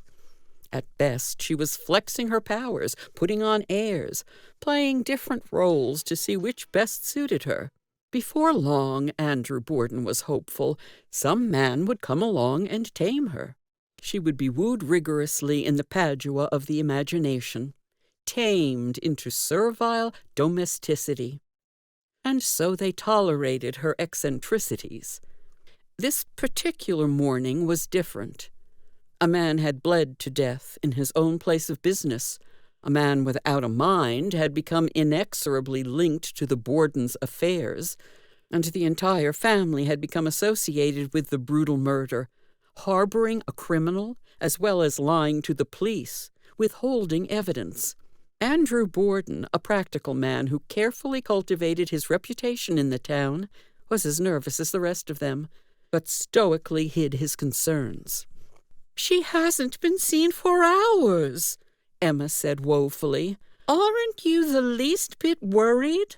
Andrew, ensconced in his sitting-room chair and ruffling his newspaper, shaking his shoulders, replied, "I have long since given up tracking that girl. She has an agenda all her own." "I assumed she was all clear of that nonsense with the barber shop. But there are very suspicious things going on." "Things?" Andrew repeated, twisting up his brow. "I can't explain it, but there is a man living in Lizzie's bedroom, and I can't prove his existence." Andrew pulled himself up to a seated position, pushed aside his newspaper, and stared at his daughter. "I've heard talk like that before," Andrew said, "and it never ends well." "I'm being serious, Father. For the past several days, voices have been coming from Lizzie's room. A single voice, in fact. A man's voice." "In this house?" Andrew said, startled. "Lizzie is keeping a man in her room?" "Not exactly," Emma said, exhausted. "I hear the voice through her door, but when I enter the room he is nowhere to be seen." "Then how can you claim he exists?" "That is what is bothering me. I know he's there because I hear him, but every time I enter, Lizzie is alone." "Well," Andrew said, drawing himself upwards, "there's only one way to resolve this mystery. We'll just have to become detectives ourselves for a little bit." Abby Borden, who had wandered in on the conversation, wagged a finger. "That girl is hiding something. Best to have it out now." "Right," Andrew said, pulling at his vest and rising on his lanky legs. "Time to assert our privileges. We are only protecting her from herself." The family marched together into the hallway and single file up the front staircase. As they approached the door to Emma's bedroom, they halted and stared at each other. "She is gone, is she not?" Andrew asked.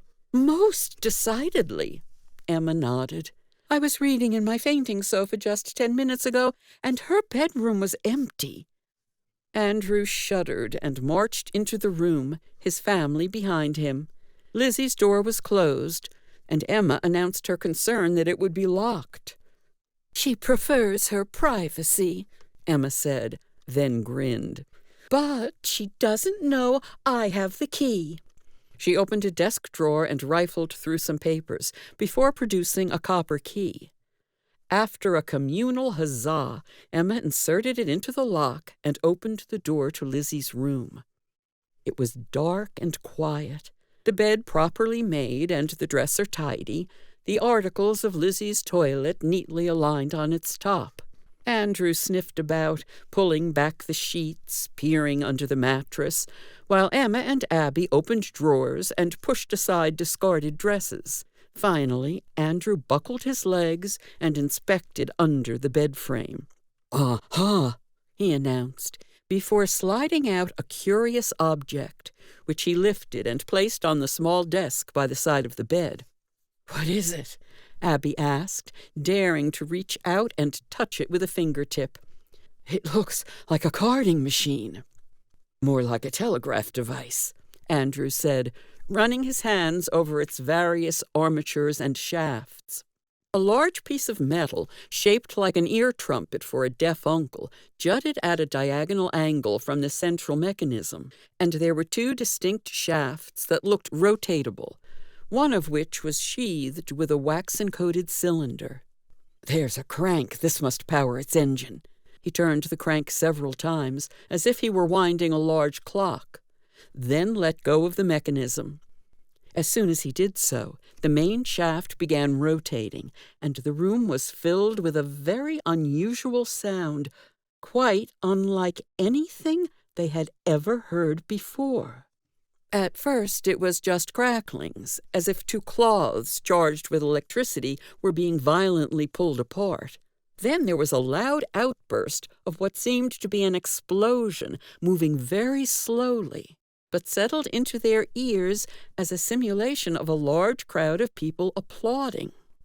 Then, abruptly, so sharp that the hairs on the back of their necks prickled with static electricity of their own, they heard a man's voice speaking plainly and clearly.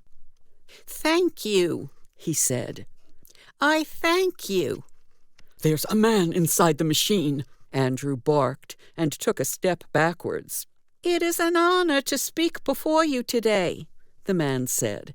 The pitch of his voice, surrounded by the crackling, made him seem small, as if he were reduced to the size of a house cat and stuffed inside the rotating machine. "That's the man!" Emma cried, nearly fainting onto the bed. "There is much to discuss, so I will be brief," the man continued. "Magic!" Abby Borden thundered. "The girl has created an homunculus." She reached forward and seized the machine, lifting it upward with a painful grunt. "We must destroy it!" she screamed. Just then the crackling stopped. "Wait!" Emma said, seizing her stepmother by the arm and preventing her from hurtling the machine. "Now I recognize that voice. I know who it is." Abby continued to hold the device upwards, but cocked an eye towards Emma as if intensely interested in her disclosure. "I have determined that the extraction of gold from the pyrite can be accomplished through a combination of granulation and ferromagnetic options. What I cannot accomplish is adjusting the height of the descent of the pyrite granules so that the magnets will extract at a rate commensurable with—" "If that's not Homer Thesinger," Emma groaned, "then I'm Emily Bronte." "Homer?" Andrew said, puzzled. "Homer Thesinger has shrunk himself and climbed inside that machine?" "I don't know how it's possible, but there you have it. Now, Mother, can you please put that down before you hurt Mr. Thesinger?" "No," Abby said definitely. "It's unnatural and evil. Not to mention that it belongs to me," came Lizzie's voice, harsh and bold. At first, the Borden family remained frozen, startled to hear their Lizzie's voice emerging from the same infernal box that had trapped a minuscule Homer Thesinger. In fact, it was Lizzie herself, standing in the doorway, still garbed in her masculine costume, having just removed the mustache and sideburns. "Lizzie," Emma said with a twisted face, "why are you dressed like a man?" "Am I?" Lizzie said, smiling. "I almost forgot." The mustache slipped from her fingers and fell to the floor. She absent-mindedly ignored it. "You haven't joined."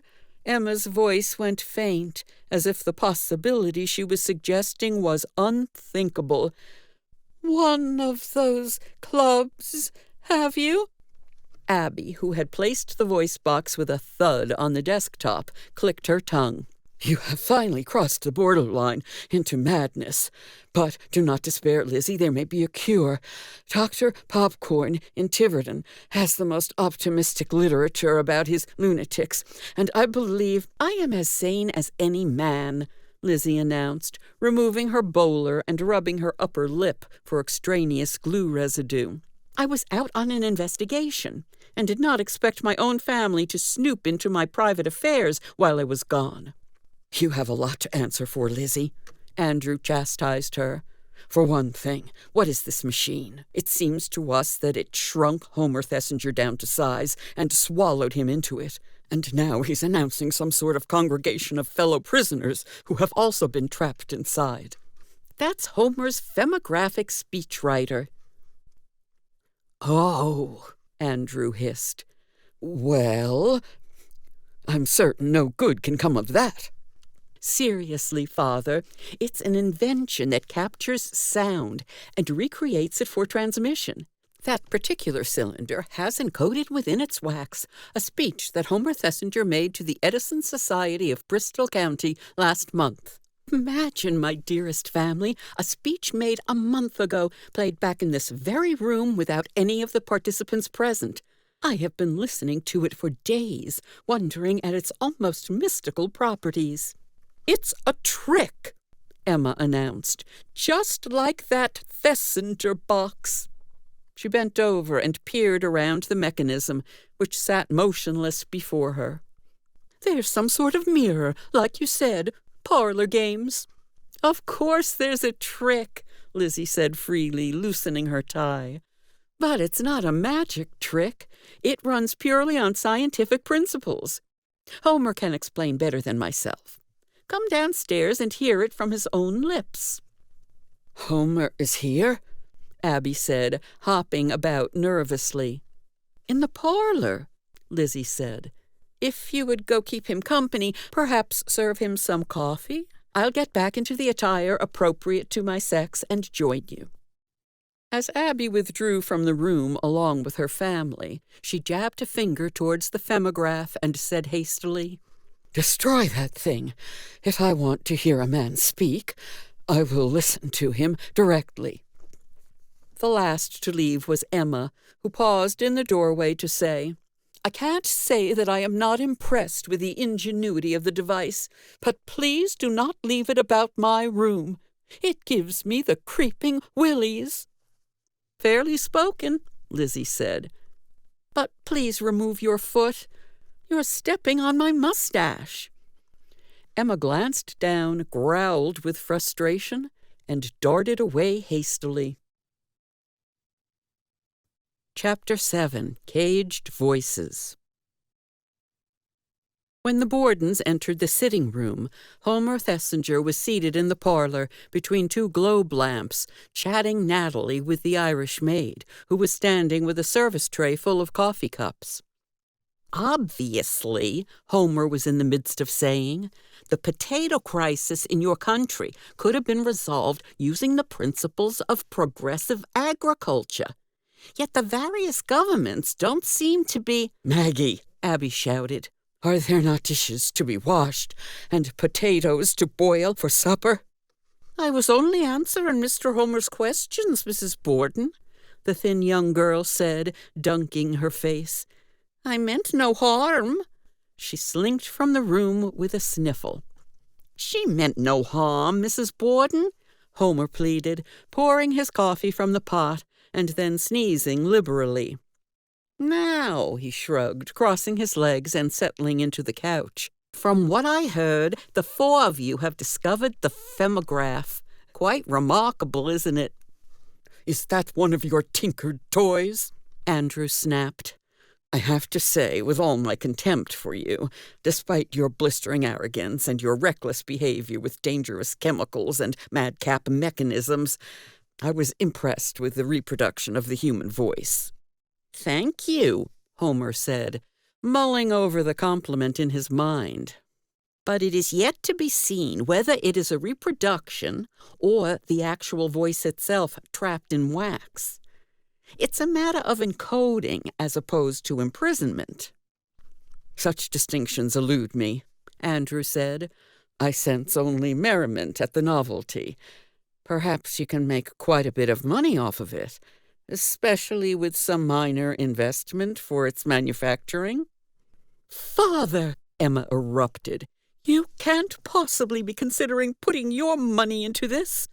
This man has gotten us involved in a very dangerous murder. The femograph has nothing to do with the murder, Homer said. Well, not this particular femograph. What do you mean by that? Andrew said, astonished. He turned to his daughter abruptly. Lizzie, what do you mean by that? Lizzie smiled and lowered outstretched palms. Why don't we all sit down and enjoy some coffee? Then I can explain all that Homer and I have been able to deduce from this most singular affair. Begrudgingly, the Bordens settled into the parlor's chairs and prepared their individual cups of coffee. The Irish domestic returned with some cream and cubes of sugar, all of which vanished within a minute. Homer was the only one present whose coffee was black and unsullied. To begin, Lizzie said, placing the femograph onto the table before them. I need to explain this mechanism so there is no accusation of mysticism.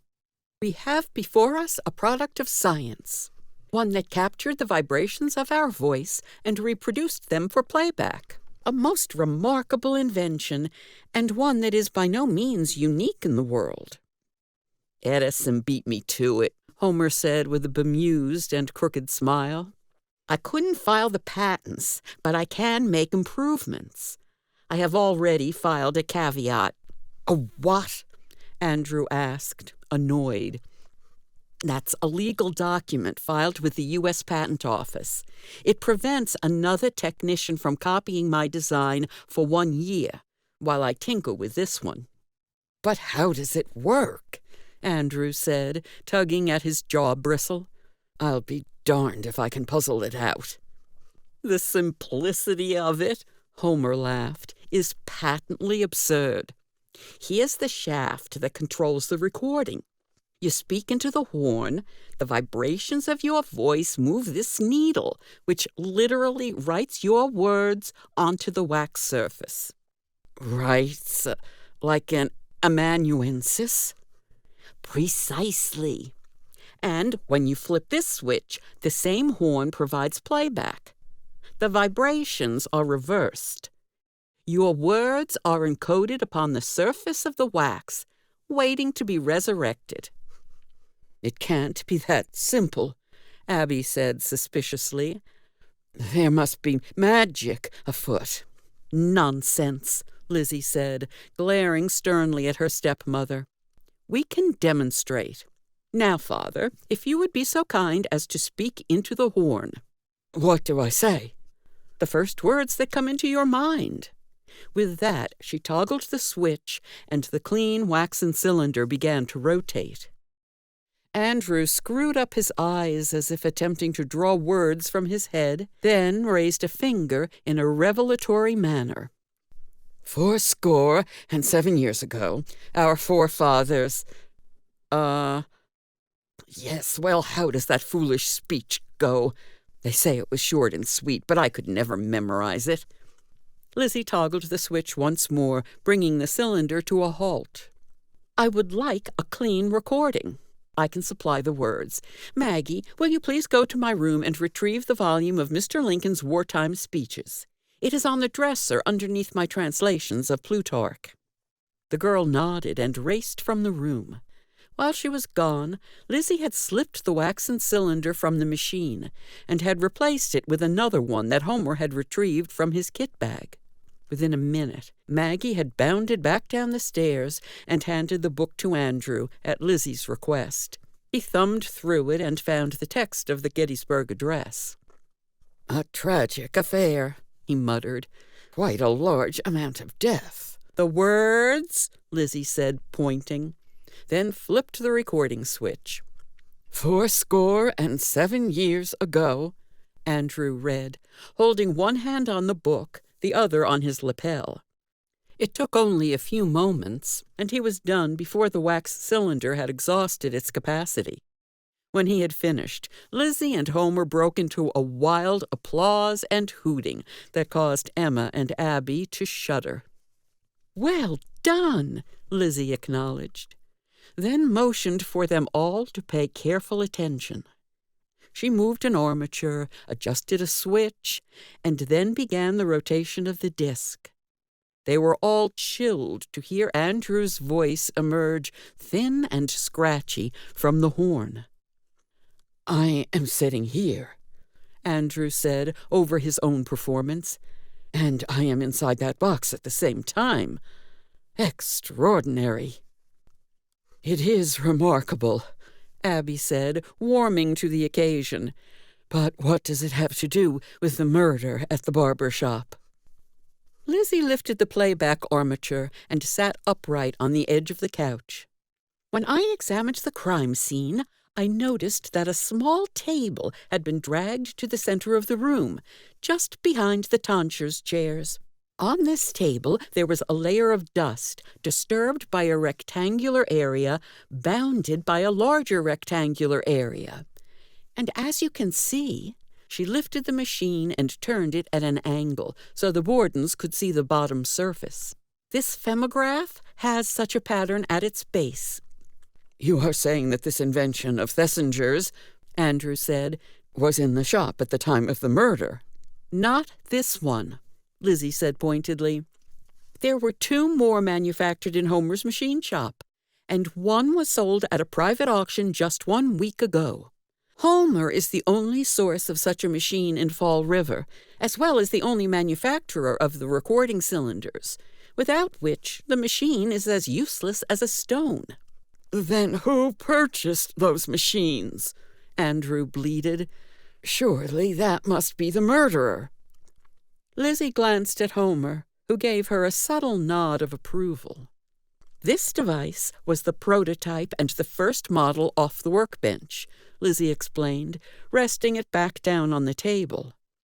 "The second model was sold to a Mrs. Fenchurch of Franklin Street." "Fenchurch," Andrew muttered. "God abounds. What does this all mean?" "It can have several meanings. One of the most obvious is the alignment of the femograph to the tonsure chairs and the row of men standing before them. Remember that Mr. Lott was the only one standing behind the femograph, meaning he may have been the one controlling the recording." "Recording?" Andrew blinked. "Of what?" "Of a rehearsal of the Uncle Sam Harmony Quartet. The Barber was auditioning singers for a quartet. 4 men and true, as he put it in his advertisement. The audition was conducted in the barber shop before its posted hour of opening. The door was locked and the blinds were drawn." "So the man was murdered while they were singing?" Emma asked bleakly. "Is that all that your supposed genius can come up with?" "Not while they were singing," Lizzie corrected her. "After the song was over." "What song?" "I'll let you hear with your own ears." Lizzie turned to Homer, who had produced another waxen cylinder from his kit bag. "Where did you get that?" Andrew barked, jabbing a finger at the wax. "It was found in Policeman Lott's trousers," Lizzie explained. "He was thoroughly searched at the central station, and the marshal has given us this evidence as a personal loan. The man has great trust in our careful guardianship of such important evidence." "Evidence?" Abby said thinly. Homer handed the cylinder over to Lizzie, who fitted it onto the device and began the playback. Within a moment, they could hear a voice, sharp and clear, shouting, "Gentlemen, begin!" It was the voice of Policeman Lot, unambiguously him. Andrew, Abby, and Emma gasped audibly and craned their necks to listen more closely. 4 voices began to curl in the air from out of the horn. They were sweet and melodious, each hitting his own pitch parts with deadly accuracy. "When a felon's not engaged in his employment," then the bass part, deep and bellowing despite the tinny rasp of the recording, rang out with a melancholy "his employment," or maturing his felonious little plans, his capacity for innocent enjoyment, is just as great as any honest man's. Our feelings we with difficulty smother, when constabulary duties to be done. Take one consideration with another. A policeman's lot is not a happy one. When constabulary duties to be done, a policeman's lot is not a happy one. "The bass?" Emma said. "That is Uncle Sam?" "Without doubt," Lizzie said. And 3 others were assailants. She snapped off the recording, and the waxen cylinder came to an immediate halt, echoing a silence into the room. "And more importantly, one of the 3 parts, the tenor, baritone, or lead," she added, "is the murderer." Chapter 8. The Forgotten Prisoner of Franklin Street. Mrs. Leonard Fenchurch had never heard of such a thing. Her husband, once so meek and mild a man, had been arrested for murder.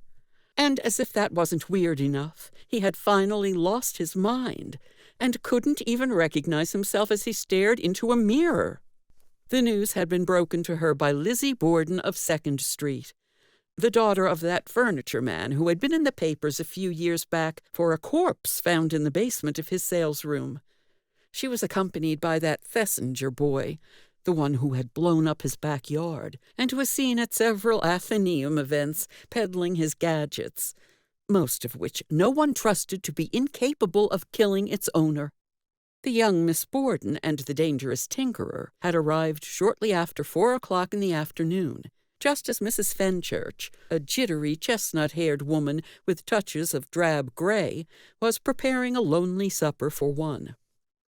They told her of her husband's fate, and promised that he was experiencing the best of care, despite his location in the tower cell of the Central Police Station. "We shall take you there momentarily," Lizzie assured her. "But first we must ascertain a few facts." The 3 of them were seated in Mrs. Fenchurch's parlor, and a rather diffident and cold-looking butler was serving them tea and crumpets, honoring Mrs. Fenchurch's English heritage. From her position on the couch, Lizzie could make out that Leonard Fenchurch was an industrious man, practically an inventor himself. He wasn't a wizard of space and time, as Homer Thesinger was turning out to be, but a clever tinkerer who had designed his own brand of cuckoo clock that spun its own second hand, fashioned a rather clever service tray for the tea that held the cups in the security of embossed ridges, and an odd assortment of fireplace pokers, each of which was tailor-made to tackle a different-sized log of wood, with appropriate grab handles and metallic alloys adjusting to all levels of temperature. Homer had inspected all these items with admiration and declared, "Mr. Fenchurch has a great mind waiting for him when he returns to his own sense. These are delightful and ingenious novelties." Mrs. Fenchurch shrugged as she sipped her tea. His mind may not be as brilliant as you suggest. He has large holes in it. Perhaps his memory of himself existing slipped into one of them when he leaned over too far one day. I wouldn't put it past him. I suspect his condition was caused by something a little less mundane, Lizzie suggested. Mrs. Fenchurch, I have to ask why you did not report his disappearance to the police. Because disappearing for days at a time was not uncommon for Leonard. He only lived here 4 days a week, sometimes less. He had business out of town, and his concern paid for his traveling and lodging expenses. What business is he in? Historical research for a Professor Wilmarth at Brown University. They specialize in the War of Independence, and Leonard often travels to remote battlefields and places where George Washington was known to bivouac. You know those signs you see all over New England? George Washington bivouacked here? Do you have reason to believe that your husband was telling you the truth about his travels? What are you suggesting? He would never lie to me. No, he wouldn't dare. She stared into space as if transfixed on an invisible object. I wonder if he is even capable of such a thing. Mrs. Fenchurch, this may come as a shock to you, but I have to ask you if your husband is in possession of a machine that records human voices. Yes, the themograph, she nodded, visibly shaken by Lizzie's precognition. But it vanished when he did.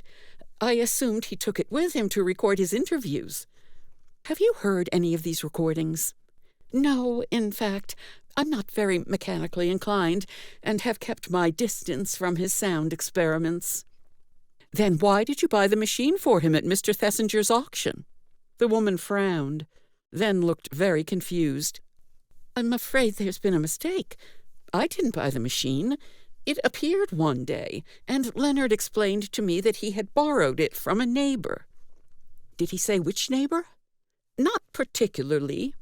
Would it surprise you that this man sitting right here, Mr. Homer Thesinger, is the inventor and manufacturer of the themograph, and the machine was sold to yourself at an auction?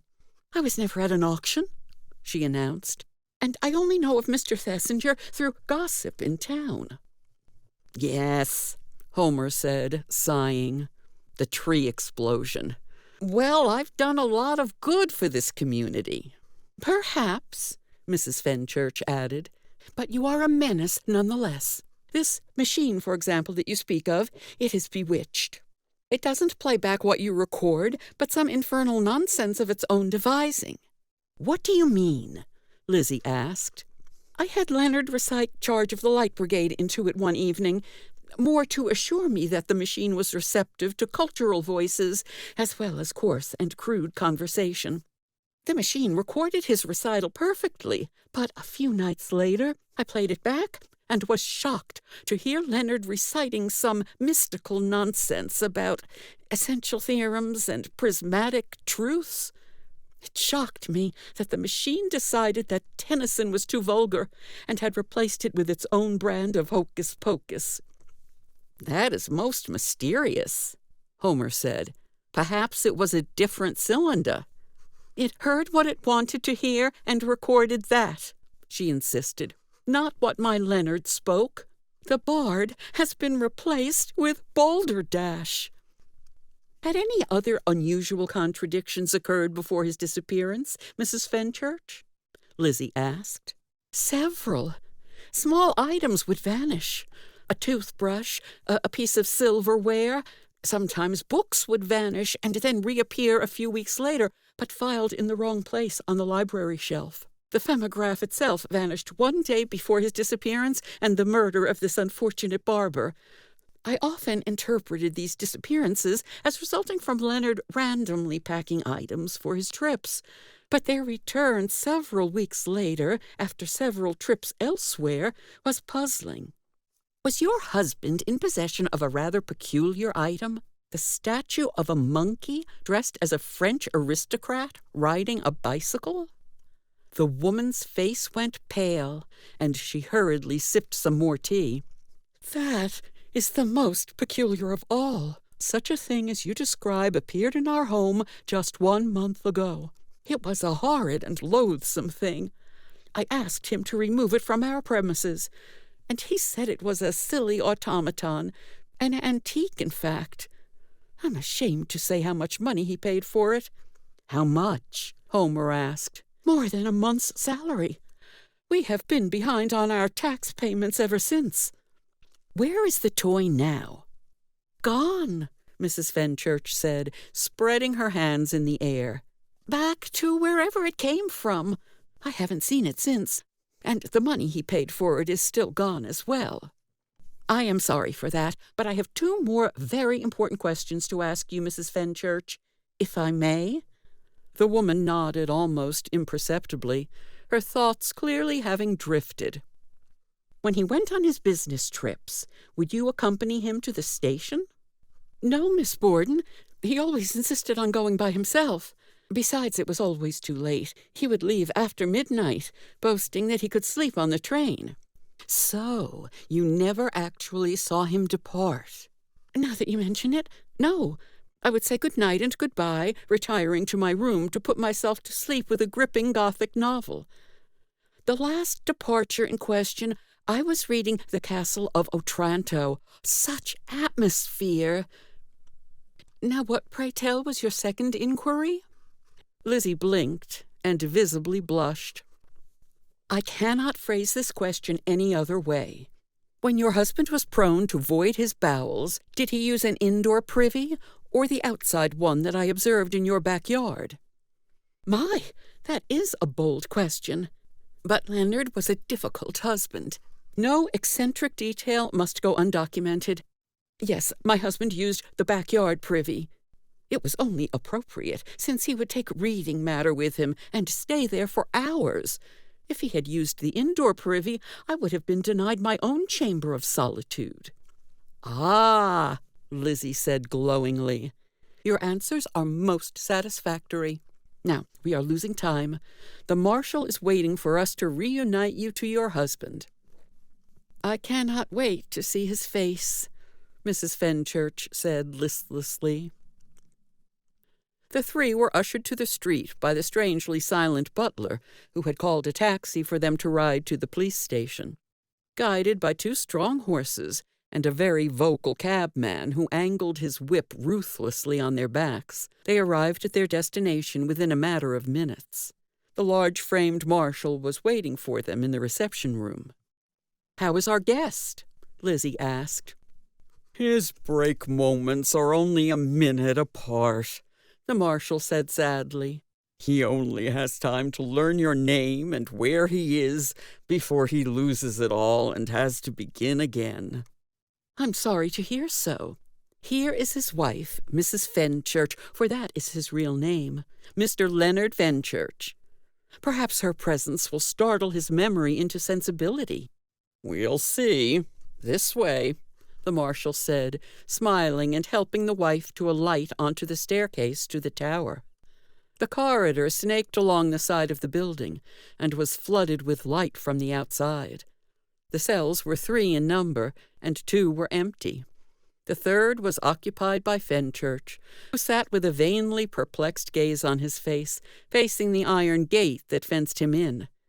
When he saw his wife standing behind it, casting a soulful and anguished gaze, he hardly blinked. "Hello, madam," he wheezed. "Can you possibly tell me who I am?" Mrs. Fenchurch turned to Lizzie and pressed her face into her shoulder, sobs beginning to heave from her body. "Dear Lord, I did not know it was so bad," she said. "No need for tears," Fenchurch said in a calm and kind voice. "I only need to know my name, and I will be most gratified." "Leonard Fenchurch," Lizzie said, enunciating clearly. The man's face did not change one shade. "Is that my name? How extraordinary!" Suddenly he blinked and twitched, and a wave of turbulence filled his countenance. He was experiencing another tabula rasa. "What is this?" he asked. "You, madam, can you please tell me who I am? I fear I have forgotten." This sent Mrs. Fenchurch into a fresh spasm of sobs. "I love him, it's true," she said, choking on his words, "despite the pain he has put me through. Please, Miss Borden, return my husband to me." "I will do what I can," Lizzie said. "But you must tell me one singular fact." "Anything," Mrs. Fenchurch said. "Just ask me, and I will tell you." Lizzie smirked at Homer and the marshal, then said very carefully, "May I have the key to your backyard privy, as well as permission to inspect it?" The woman backed away from Lizzie with a cautious sneer. "I cannot fathom your method of discovery, but I can surely let you inspect our privy." "Thank you," Lizzie said. "Now I have a few more charges to give to law enforcement to enact my final strategy in this affair. Officer Periwinkle, will you kindly go to the offices of the Ancient Order of the Masonic Odd Men and give this note to the presiding master?" The officer's attention, placed firmly in the empty air before him, softened, and he gazed goggle-eyed at Lizzie. "Is that the crazy place on Belmont? What do they do in there?" "Nothing that will cause you any harm," Lizzie proffered, handing him a folded note.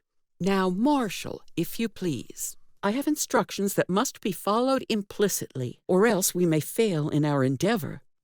"After what I have just witnessed, I will trust that your instructions are not rooted in nonsense." "Excellent. Now, I must insist that you take Officers Whatley and Baxter and go to 47 Franklin Street at precisely 8 o'clock. You will also bring the femograph that is in possession of Mr. Thesinger, as well as a waxen cylinder. Mr. Thesinger will instruct you in the use of this device and how to mount and play the cylinder. At 8 o'clock, you will knock upon the door of 47 Franklin Street and wait until you hear my voice asking for the identity of the caller. Then you will play the cylinder. That is all you have to do. Play the cylinder, holding it to the door so the occupant can clearly hear the sound that emerges from it. After the door is opened, all will be revealed." "Iron and thunder!" the marshal gasped. "You have solved the case. Lizzie Borden, the girl detective, strikes again." "Most decidedly," Lizzie said proudly. "There is only one small matter that is still a mystery, and that is the identity of the woman who lives in the house behind the Fenchurch residence." "A very reclusive couple," Mrs. Fenchurch said smugly. "The husband is often away for days at a time, just like my Leonard. Sometimes I wonder if they belong to the same fraternity, or—" Her voice trailed into silence, then her body tightened, and she gazed suspiciously at the man seated in the jail cell. "Are you telling me that Leonard is in some sort of conspiracy with that man? I was always told the odd men were harmless buffoons, a group of giggling fatheads who chanted their mumbo-jumbo and performed senseless pageantry to disguise how vapid they were in real life." "I cannot say for now," Lizzie confided.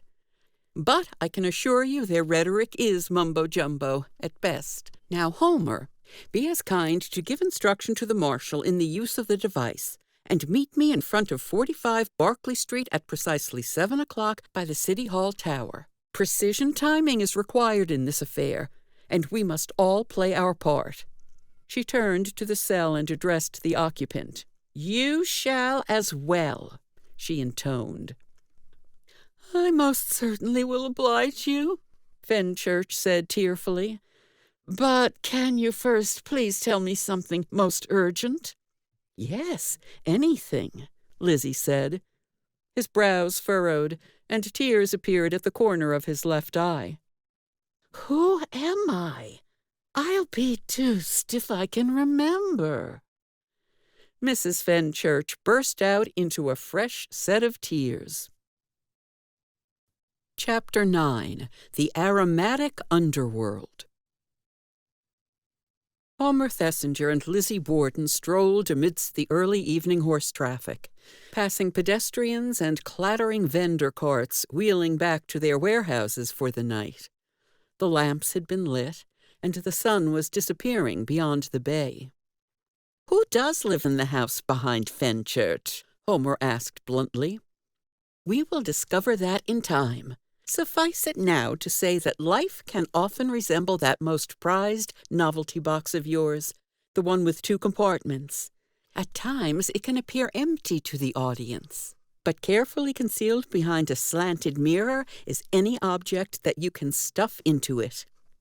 "My magic trick," Homer sighed. "What does that have to do with this case?"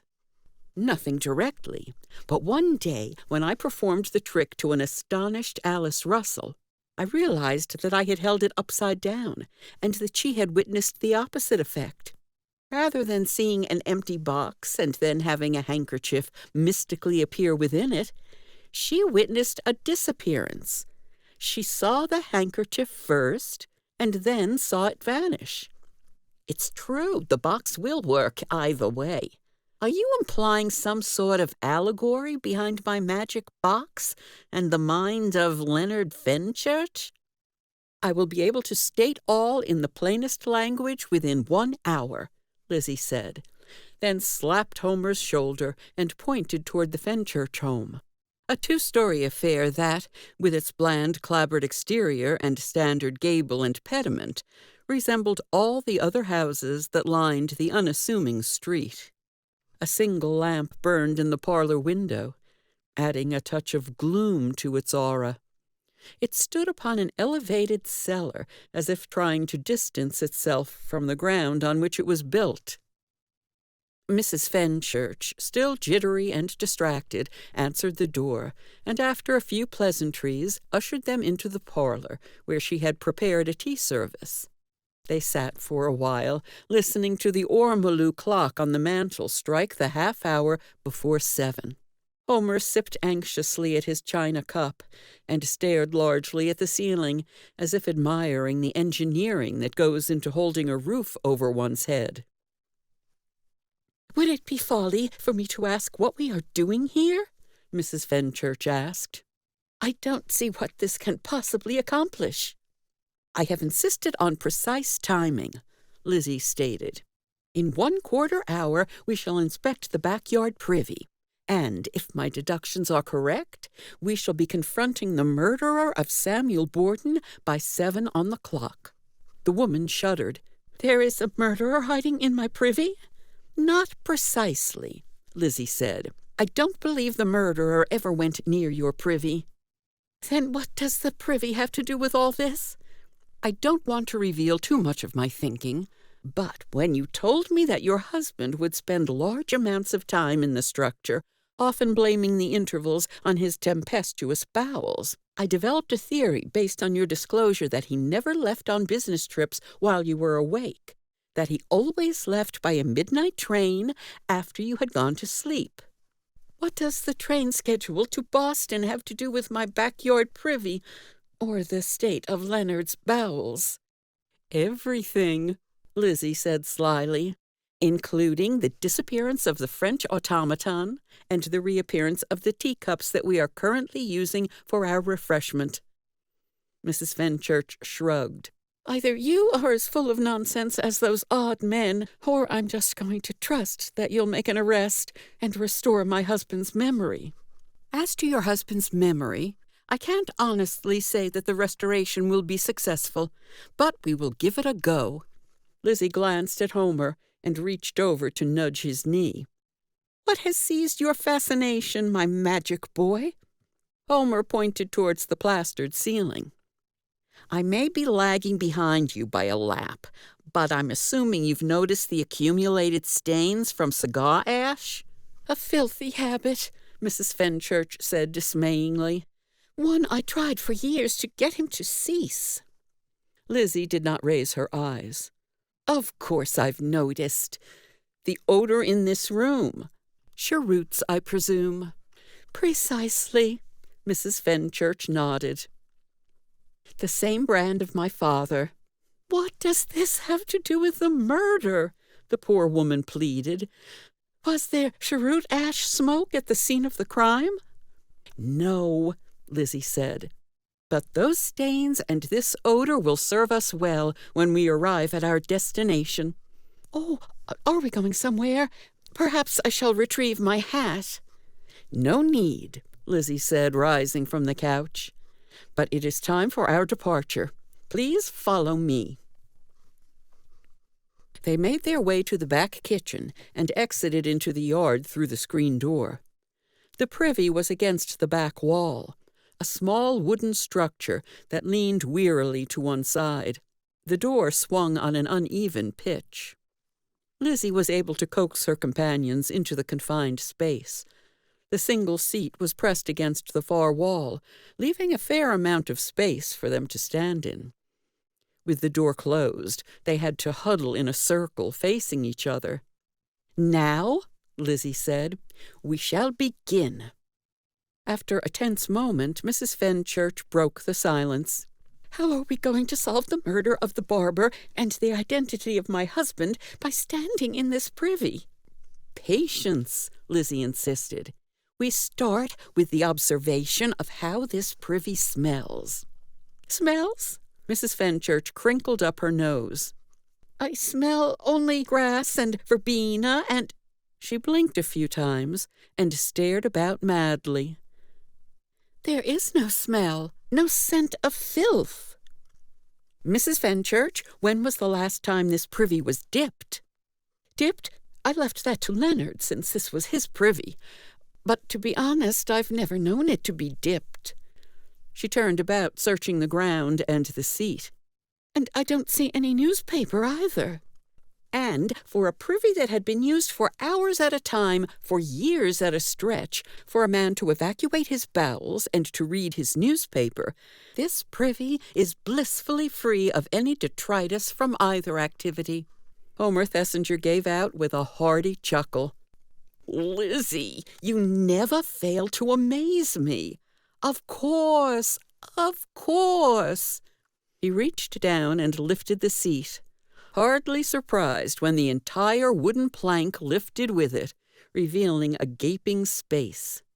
He reached into his vest and pulled out a long wooden match, striking the head against one of the posts. A glowing ball of orange light enveloped the area before Homer's nose. "Careful!" Mrs. Fenchurch shouted. "The methane!"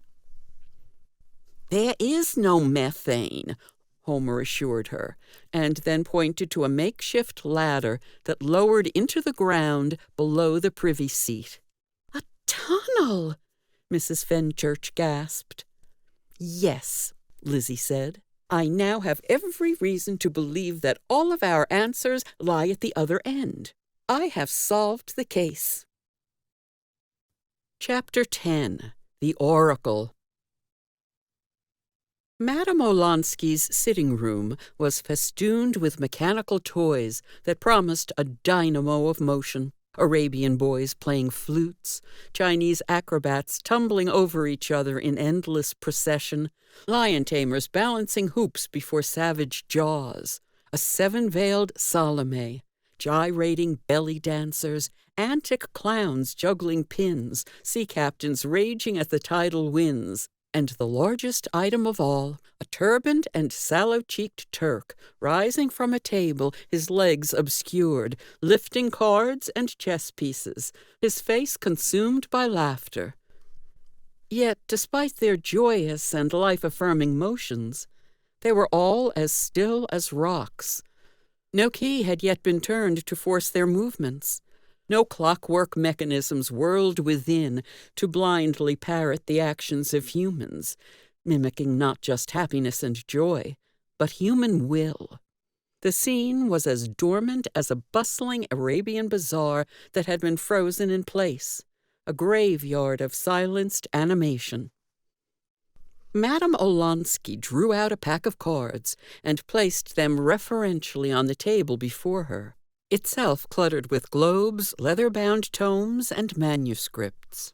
Her long, slender fingers withdrew one card at a time and laid them down in the shape of a giant tetraskelion, after which she drew 4 more for each empty quadrant defined by the cross itself. Upon placing the last of the cards, She uttered a small gasp and gripped the remaining deck in her hands as if they had suddenly scalded her palms. The final card depicted a young woman standing upon a steep boulder, dressed as one would in a Wagnerian epic, with iron breastplates and a wild tartan battle skirt. She held a larger-than-life lance, sprouting abundantly with leaves, and pointed downwards towards the wild vegetation that grew from the soil beneath her. A single green sprig grew from the lance's tip. "The daughter of Earth," Madame Olenski spoke chillingly. The Gnostic tarot of McAllister Mundy never failed to produce deadly accurate results. Its eerie habit of revealing precisely the essence of whatever situation the querist found herself in always reinforced Madame Olenski's belief in the sympathetic magic that underlined life itself.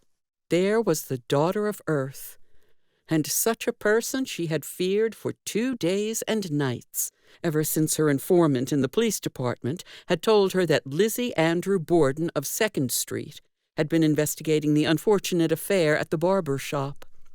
For the daughter of Earth was clearly the Borden girl unveiled. Her damned lance was ready to rend the veil that the society had drawn around itself for years. The meddlesome pest knew not the solemnity of that which she threatened to disturb. "Lizzie Borden," she hissed, directing her venom at the lacquered card which lay innocently upon her drawing table. "Precisely," came a voice from behind her. Madame Olenski's body was seized with an involuntary fluctuation, one that hurled her from her chair, tossed her like a mindless doll upon her feet, and jerked her about to face her nemesis. "The devil!" "If you wish," Lizzie said. The young detective stood in the door to the parlor in her dark Bedford cord with mutton sleeves, and a flat slanted hat from which sprouted a few feathers that would have served the daughter's lance quite well. Beside her was a curious man, one Madame Olenski knew from the newspapers, in his double-breasted Burberry and fashionable bowler. Not just the daughter, but her cross-suited brother, the son of swords, as well. Here was an inventor, an acolyte of the natural sciences, a skeptic whose pestilent writings on the failure of occult metaphysics to achieve any coherence for practical application appalled the society with its arrogance and lack of spirit.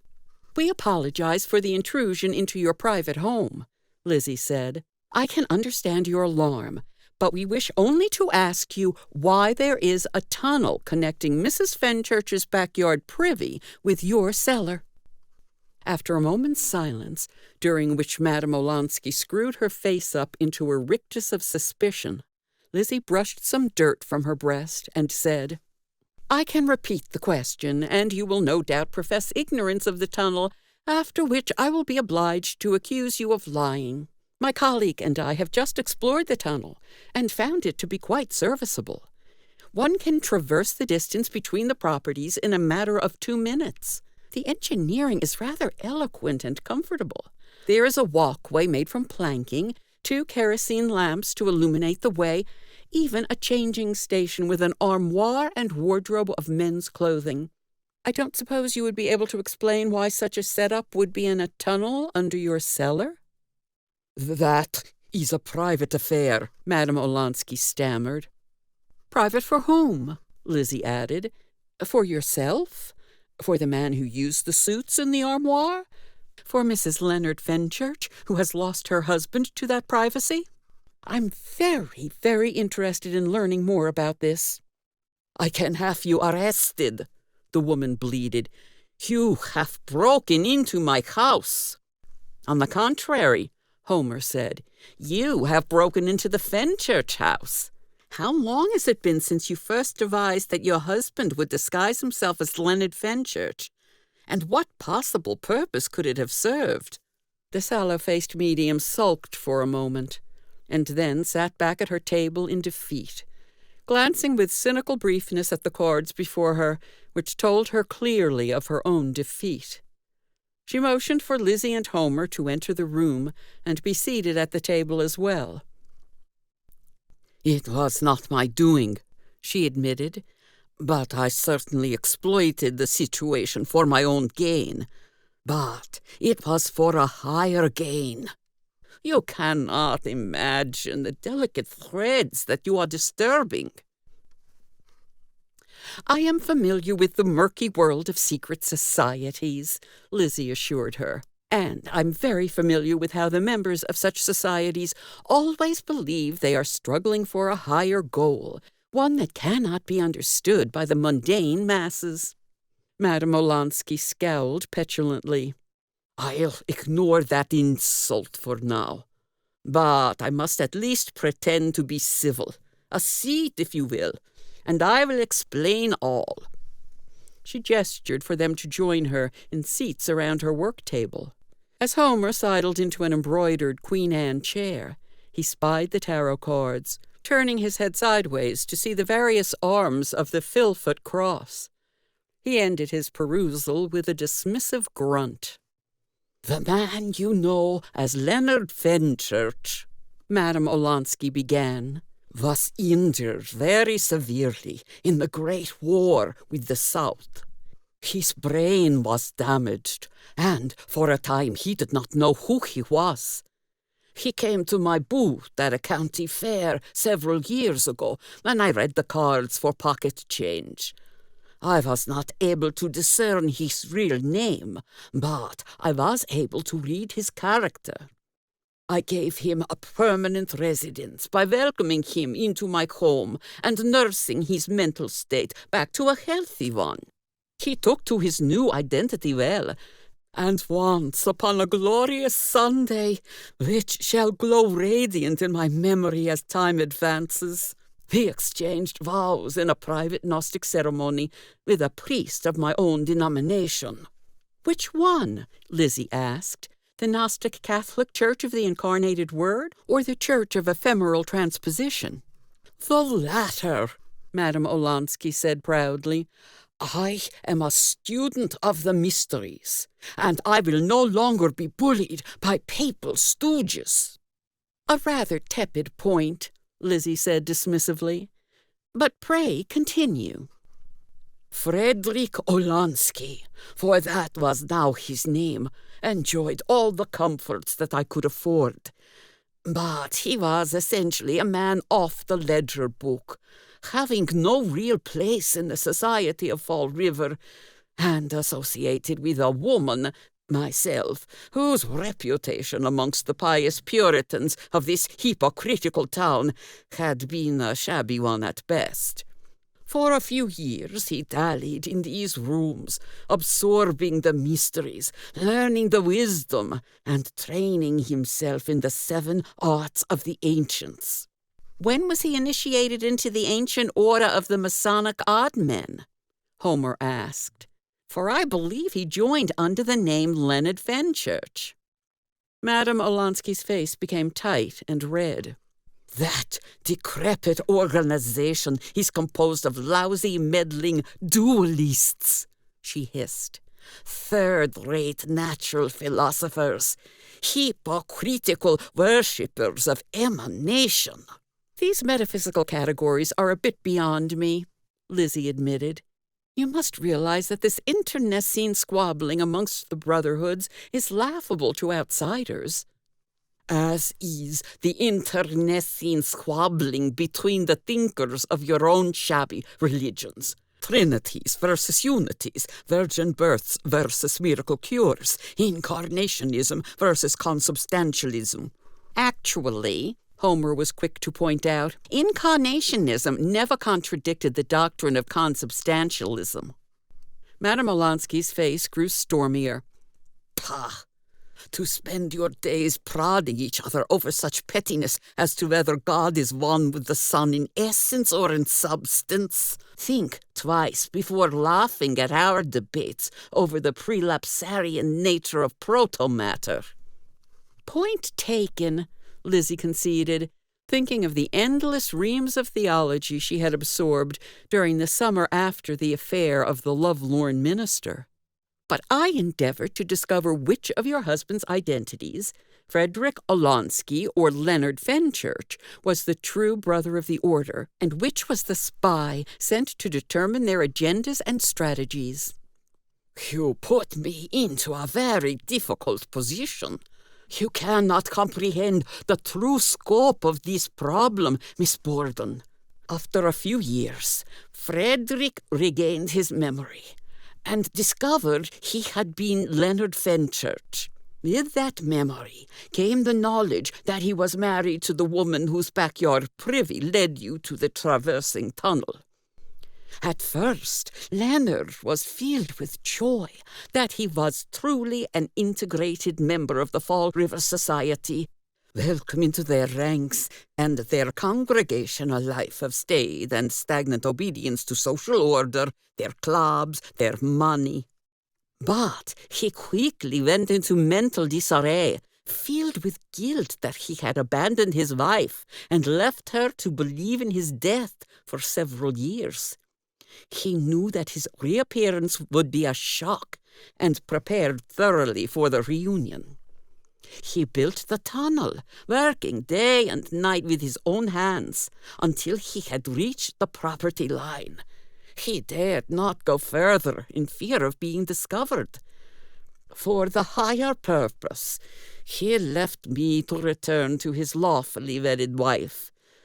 I was despondent, losing the only man I had ever trusted, far less love. But he swore he would keep in contact through the tunnel. I was not present when he returned to his wife, but it was by all accounts a joyful occasion. Mrs. Fenchurch reacted to her husband's appearance as Mary at the empty tomb responded to the risen Lord. She picked up life with him as it had been before he went to war. They re-established conjugal relations, as could be witnessed from the lamp that burned all night within their chamber, which I could see from my position of woe on my back veranda. But I took it like a warrior of the Gnosis. Something told me that the man's soul belonged in conformity and with the legitimacy that he had established long before he met me. A noble sentiment, Lizzie said, seemingly pleased. Now kindly tell me what went wrong. His memory damage still had some life to it, Madame Olonsky said ruefully. I found him in my bedroom one night, having prepared himself in sleep apparel from Frederick Olonsky's wardrobe. He was muddled, no longer capable of recognizing himself as Leonard Fenchurch. I was in a dilemma. My husband, whom I loved very much, was back. But he didn't believe me when I told him he was not really my husband and his life belonged in another house. It took days for me to persuade him to return to his wife. And was that successful? Too successful. He vanished back into Leonard Fenchurch for months, passing me in the street without so much as a wink of recognition. And he would then reappear in my home with little memory of Fenchurch. And so the cycling went for days at a time. It eventually settled into a routine where he would be away for 3.5 days, and then present for 3.5. He would always make his exits in the middle of the night, after having explained that he was going to Boston on a business trip. I truly believe he wasn't even aware of these transitions, and that after a time he was so jumbled that he was almost insane. I'm afraid rather than helping the poor man with his mental maladies, I had created an impossible situation that threatened the unity of his very mind. I can see the dilemma, Lizzie said. It sounds as if you were attempting to handle things with an ethical sensibility. Thank you, their host said breathlessly. I have never been so complimented before. But my altruism only lasted so long. I only gradually became aware of Leonard's association with the odd men, and that is when I made my second fatal error, the first being the acceptance of his dual life. You created a dual initiate, Homer said, a light of illumination flashing on his brow. Leonard Fenchurch had advanced to the 3rd degree of the odd men. He had reached the top of the ladder. It was now time for Frederick Olansky to begin his ascent from the bottom of the ladder. It was not my idea, but I allowed it. Frederick was as incensed against the order as I was, and was determined to penetrate its ranks and discover its secrets for my own order. The order for which you cannot name, Lizzie clarified. I am bound by oaths. Madame Olansky flickered irritably. Frederick was as well. But the oaths he took in the chambers of the odd men did not seem like valid oaths. They were toys to be trifled with. After each meeting, and especially after each initiation ceremony, he would write everything down and hand the manuscript over to me. He had a photographic memory, you know. She twisted up her brow for a moment. Photographic memory. There's a bit of an irony there, isn't there? Certainly, Lizzie said. But pray tell us how the members of the odd men failed to notice the physical resemblance between Brother Olansky and Brother Fenchurch. That is simple enough. The ranking is such that a different body applies the degree and opens the temples from one degree to the other. Once a certain ranking of members are elevated, they see only the men of their rank. It is quite like being in school, where the members of the 1st grade do not share a classroom with the 3rd grade. And yet, Lizzie said, the Hierophant and the wardens are present at all ceremonies. Madame Olansky's silence now dominated the conversation. For a long moment, the significance of what Lizzie just said began to flood their thoughts. My God, Homer whispered, that means... I cannot say more, Madame Olansky breathed. I fear that I will have to answer for my indiscretion. Before any further discussion could be had, there was suddenly a rapid and violent knock upon the front door.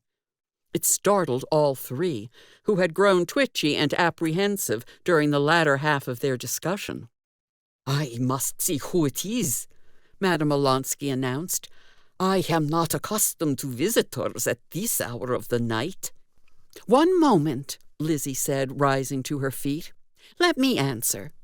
It is my house. Then attend me, Lizzie said, hopping ahead of her reluctant host. Homer followed behind them, and they found themselves at the front door, listening intently before Lizzie bellowed, "Who is there?"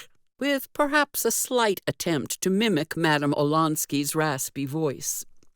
After a brief moment, one that Lizzie felt was uncomfortably long, there was a loud rustling noise, as if fireworks were going off, but lacking the fullness and richness of an actual crowd. Then came a voice, thin and tinny, but audible enough to make out timbre, pitch, and color. "Thank you, gentlemen, unaccustomed as I am to public speaking." Madame Olansky's face lit up as she scrambled for the lead bolt. "Frederick!" she bellowed and fidgeted with the locks, flinging the door open once she had mastered them. Standing outside the doorway was the marshal, all 6'3" of him, fully uniformed and topped with his shell hat and bristling mustache. He held in his white-gloved hands the femograph, whose cylinder whirled rapidly, still producing the words of Leonard Fenchurch from its tiny horn.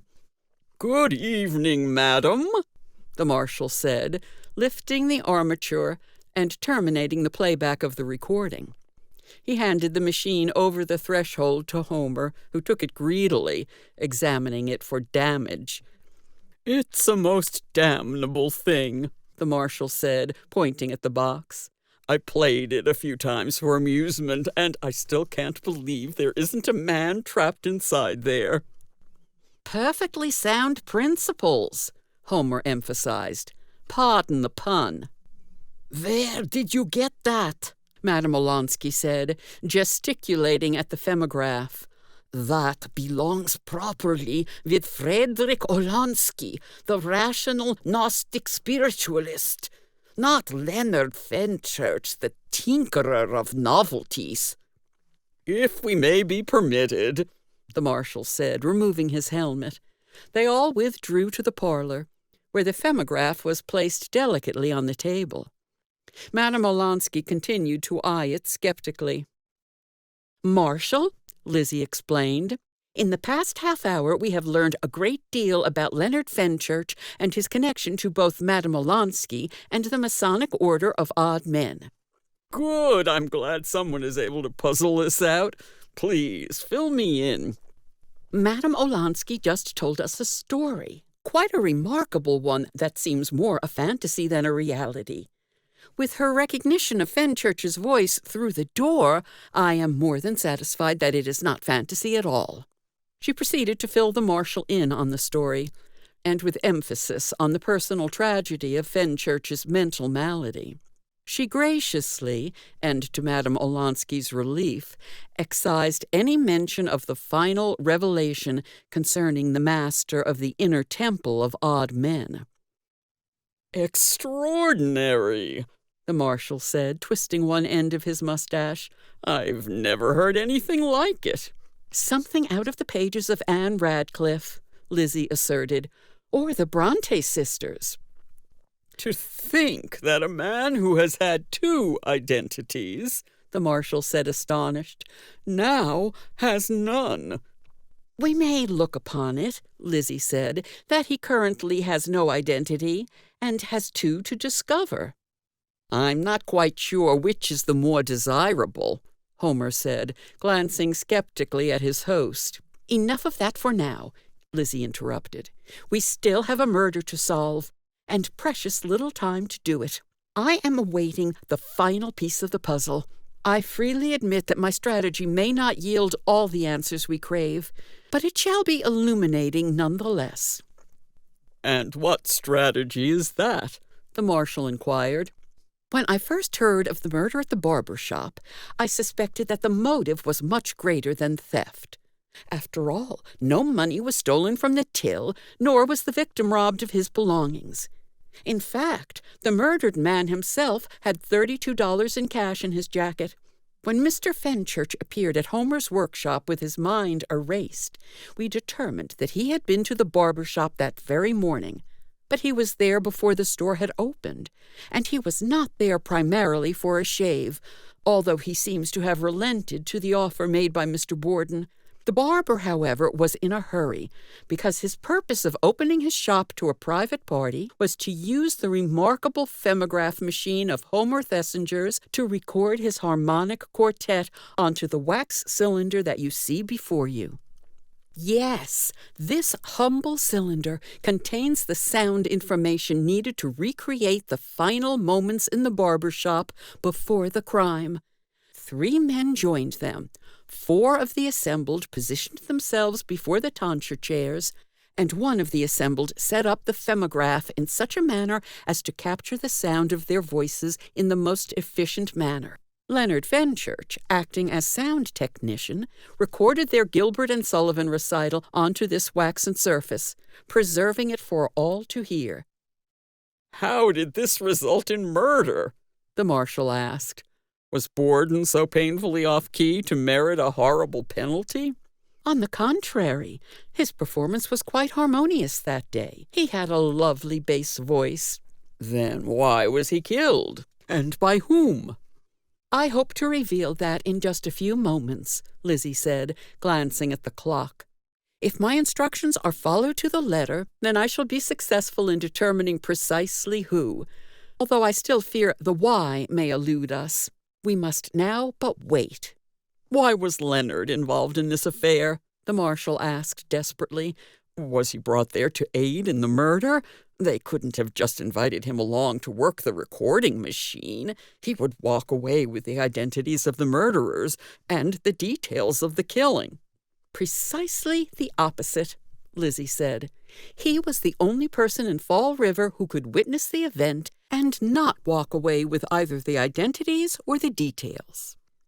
"Ah," Homer said, nodding. "A perfect witness, one whose memory is erased every 10 minutes. But why bring him there in the first place?" "Because Mr. Fenchurch wasn't only a man suffering from tabulae rasa. He also knew how to operate a phemograph, apparently in both identities. Where else in this city, far less the entire country, would you find such a combination? A recording engineer who would also lose all memory of the recording session." Homer stared blankly and then grinned liberally. "I'm starting to see the picture. Borden was baited and drawn into a trap. His own harmonic quartet murdered him and retained a mindless engineer, so there would be no witnesses." "Let me get this straight," the marshal said, counting numbers in the air before him. "Fenchurch was only Fenchurch for a few days at a time, but then would turn into Olonsky for a few days at a time. After a while, those intervals were getting closer and closer, each time erasing his memory of the last interval. So he goes to the barber shop as Fenchurch and walks away as Olonsky." "That was the plan," Lizzie explained.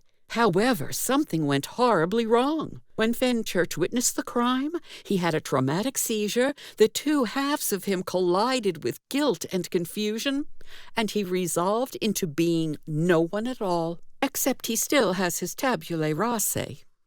Madame Olonsky clicked her tongue morosely. "What a horrible existence! Losing memory of being no one at all. It is the exact opposite of our spiritual mandate." The marshal was still puzzling out the details. "So whoever invited Fenchurch to the barber shop knew about his condition and knew the properties of each identity. Who could that have been?" His eyebrows arched. "His fraternity." Almost as if an invisible spirit had descended upon the house, conjured by the marshal's revelation, there was another ringing of the front bell.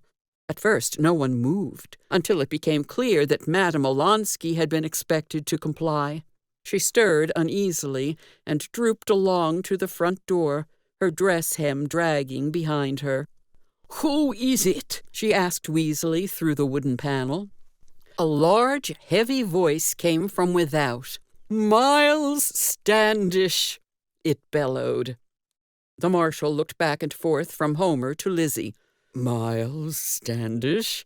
Lizzie motioned with her finger to her lips, and the marshal clamped a palm over his mouth. "I'll be with you shortly," she said, grabbing Homer's kit bag and disappearing from the room. Madame Olonsky reluctantly opened the door to reveal a large, heavy-set man with a prodigious mustache. He waltzed into the house, whisking the door closed behind him, and practically danced on his tiptoes. "Pumpkin," he said, grabbing her hand and covering it with kisses. "I received your note. I am delighted that you want to dally with me. I have missed our dallying. I am most exhilarated." He paused, noticing her trembling pale cheeks. A subtle shift of her eyes towards the parlor produced an audible gasp from the newcomer. He dropped her hand, pulled at his hat, and groped about with hands in the empty air. "Hide me," he said meekly, then turned to face the marshal, who had walked up behind him, accompanied by Officer Periwinkle, who was fiddling with a set of hand irons. Mr. Jason Smedley, the marshal said, recognizing the face behind the mustache. I'm hoping that you can help us in a small affair. It seems as if a barber on Columbia Street was slashed to death this past Tuesday, and we have reason to believe that you have information regarding this most singular affair. The man's strong and confident voice had grown quizzical and breathy. I get my shaves on North Main at O'Hare's. He is a superior tonsure, quite reliable. With that, he stroked his mustache. A second later, a figure crossed into the room toward where they were standing. It was a small, pear-shaped man with a trim mustache and a bowler hat, standing in pinstriped trousers and a bank clerk's jacket. "Good evening, Holy Hierophant," the young man said, lifting his bowler, which sent long, curly hair tumbling down to his shoulders. "I trust that the prismatic theorems are fully concealed and the temple is duly guarded." "You!" Smedley roared. "You're a woman!" Lizzie removed the mustache and took a small bow. At that instant, the air about them was filled with the distinct strain of four men singing in harmony. Homer Thesinger was in the parlor, controlling the rotating disc on the femograph. "A policeman's lot is not a happy one." Then the bass voice let out with a sustained bellow, "Happy one." Smedley spontaneously yelped and jumped into the air, landing again with a thud. Then, with a jerk and a two-step, he raced towards the rear of the house. By the time the large man had disappeared around the corner into the kitchen, Lizzie had taken off her mustache and was smiling at her audience, holding up a hand. "Let him go for now. He's heading for the tunnel, hoping that we don't know about it. But I have arranged an evil surprise." The marshal pulled furiously at his whiskers. "What the devil?" "Officer Periwinkle should be positioned by now," Homer said, glancing at his watch fob. "And he has an honored guest with him." The marshal gulped, scratched his head, and then began to laugh heartily. The laugh turned into a guffaw, and then a full-belly howling. "By Jove!" he roared. "That is most brilliant, most brilliant!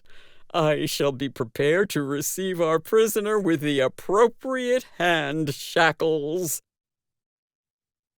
Chapter 11. Trapped. Mr. Leonard Fenchurch, without blinking, had been led by the officer through his own house that he had owned since before the Great War.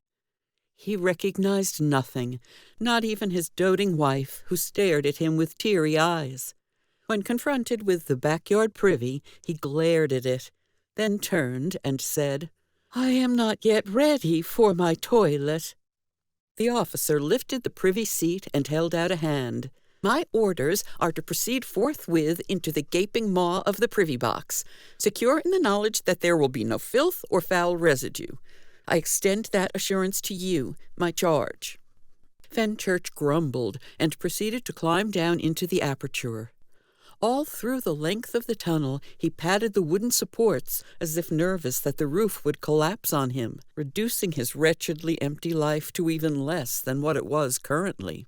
"My dear sir," he announced after pausing in his steps, "I realize that I do not know where I am, nor do I know your identity, although my mind still retains the concept of law official.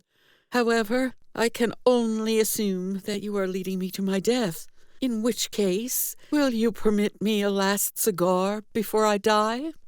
"Do you even smoke?" Officer Periwinkle shrugged. Fenchurch tapped a forefinger against his chin. Good question. I don't think I know." "Then why don't you just sit in this chair?" Officer Periwinkle offered, leading his charge to the chaise. Fenchurch inspected the chair, practically bowed over to sniff it, then dusted his pants seat and lowered himself into the furniture. He toyed with one of the books, flipping through its pages, while the officer checked his watch for some unknown reason. Suddenly, he went through another transition and had to reorient himself. He was in an underground tunnel, sitting in a chair, reading a book, while a police officer waited patiently. How extraordinary! He glanced at the title of the book that was splayed in his hands. The History of Mechanical Automata in the French Revolution and British Regency. Professor James Otto. August 22nd through 27th, 1869. The pages revealed pictures of trombones and harps, and cartoons of conductors from the waist up, dressed in tuxedos and waving their batons with clock-like motion. How extraordinary! He was lowering the book onto the nearby shelf and touching another one, when there was a scuffle up ahead in the dank tunnel. A large man, practically filling the width of the walkway, was barreling forwards, incoherent gibberish bellowing from his mouth. Mr. Fenchurch took to his feet and stood in the walkway before the accelerating man. He tipped his hat. "Excuse me," he said to the agitated man in motion. "Can you be so kind as to explain to me where I am? And, if you are even more so inclined, to explain who I am?" The large man froze, his feet practically bolting into the wooden planks below. After a brief moment scrutinizing Fenchurch's face, surrendering to the gravity of the situation, he let out with a prolonged scream that shook the tunnel, causing dirt to fall like heavy rain on all their heads. This was followed by a series of bleats and jabs that did not make any sense outside of the general message of panic. He turned to face the direction from which he had emerged, started a manic sprint for the entry to the Olonsky house cellar, but froze again.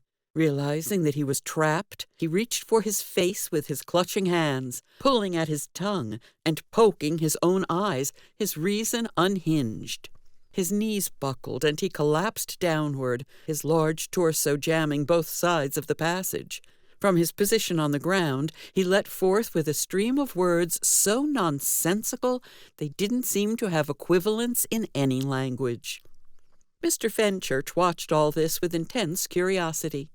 He turned to Officer Periwinkle and asked, "Would you be so kind as to tell me who this man is?" The officer shrugged, and Fenchurch chuckled. "I'm happy to know that I am not the only man alive whose name is undiscoverable." Periwinkle tried to lift the babbling Smedley to his feet. "Time to go, my friend," Officer Periwinkle said. "I may not know your name, but Miss Lizzie was very precise that anyone trying to escape through this tunnel should be arrested for murder." "Murder?" Mr. Fenchurch said anxiously. "Is he safe? Did he escape from a nervous hospital?" "Just come." Officer Periwinkle motioned for Fenchurch to follow them. It was only a few yards before another ladder ascending into the cellar of the Olonsky house. He coaxed the barely conscious Smedley up its rungs, and helped Fenchurch ascend as well. The trio walked through the dark, murky basement, filled with large boxes and tables covered with strange alchemical alembics and flasks. They found the Marshal, Lizzie, Homer, and Madame Olonsky in the parlor. Also present was Dr. Bowen, who had arrived upon Lizzie's instructions, his eyes bleary from a full day's work, and his shirt sleeves rolled up for business. The hostess was white as a sheet, and trembling. She shuddered and groaned when she saw the state that Smedley was in. He collapsed onto the couch, where Dr. Bowen ministered to him. "I may have to give him an injection of bromocaffeine," the doctor said. "He's suffering from a severe shock."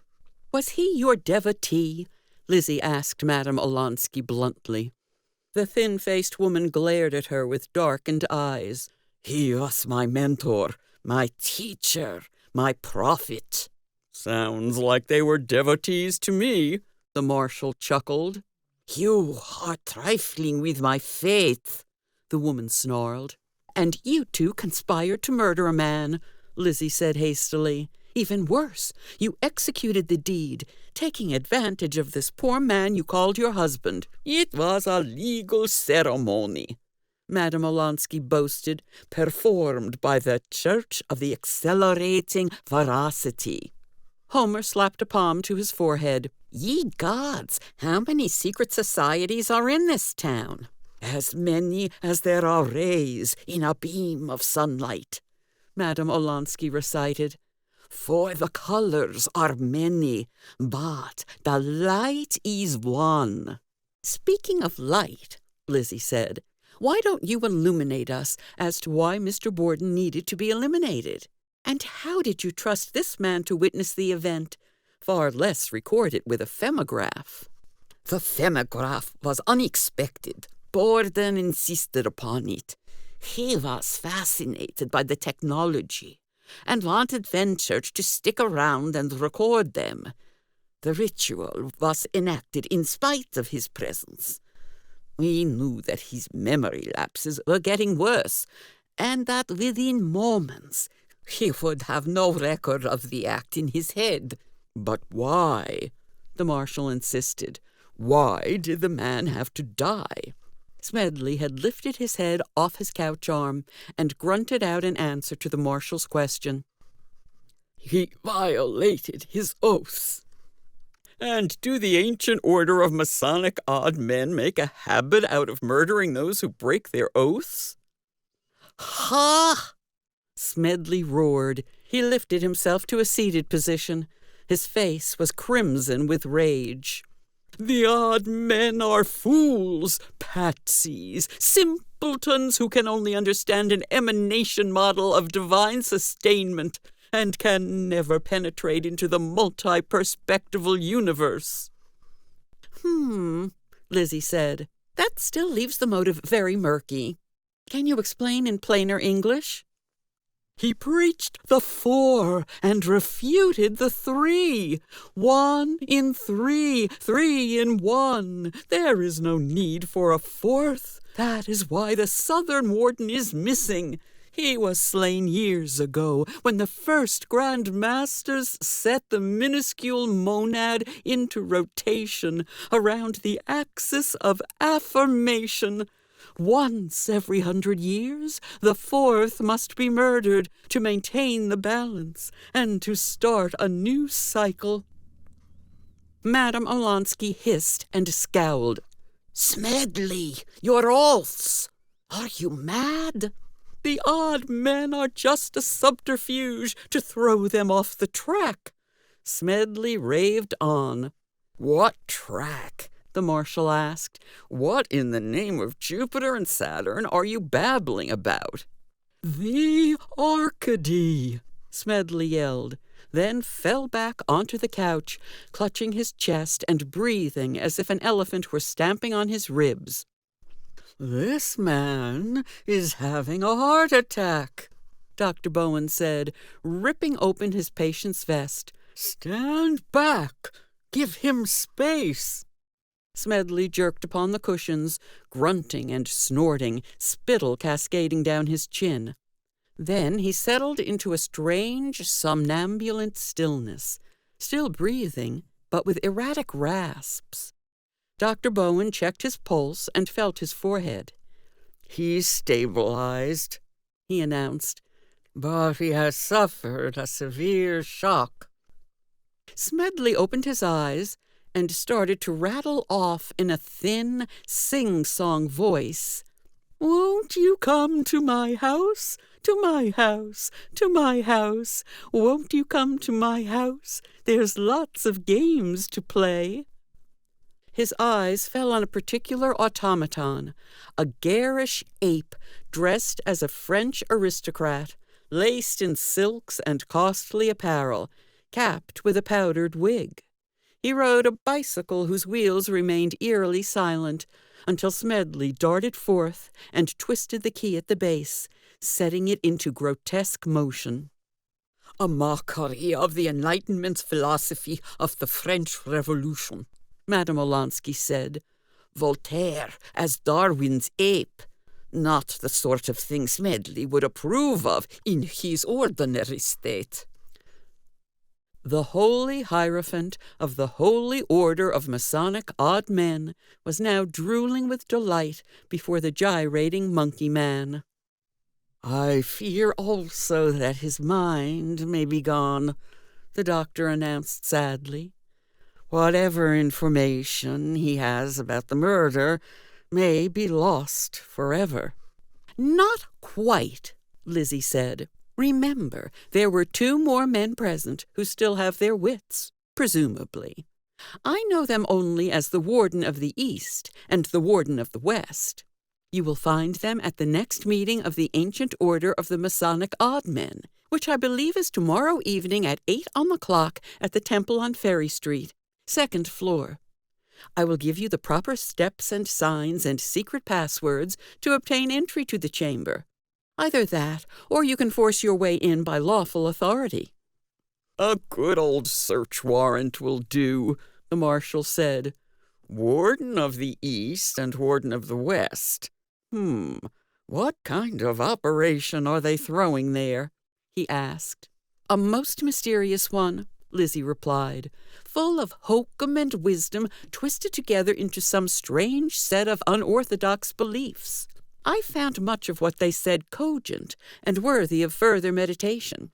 But this twist in the affair, revealing the holy hierophant to have conspired to murder Samuel Borden, and to have carried out the deed himself, reveals that the odd men have been infiltrated by a much more secret group, one we know only as the Arcady Society. I have detected their presence before, and I suspect we will hear more about them in the future.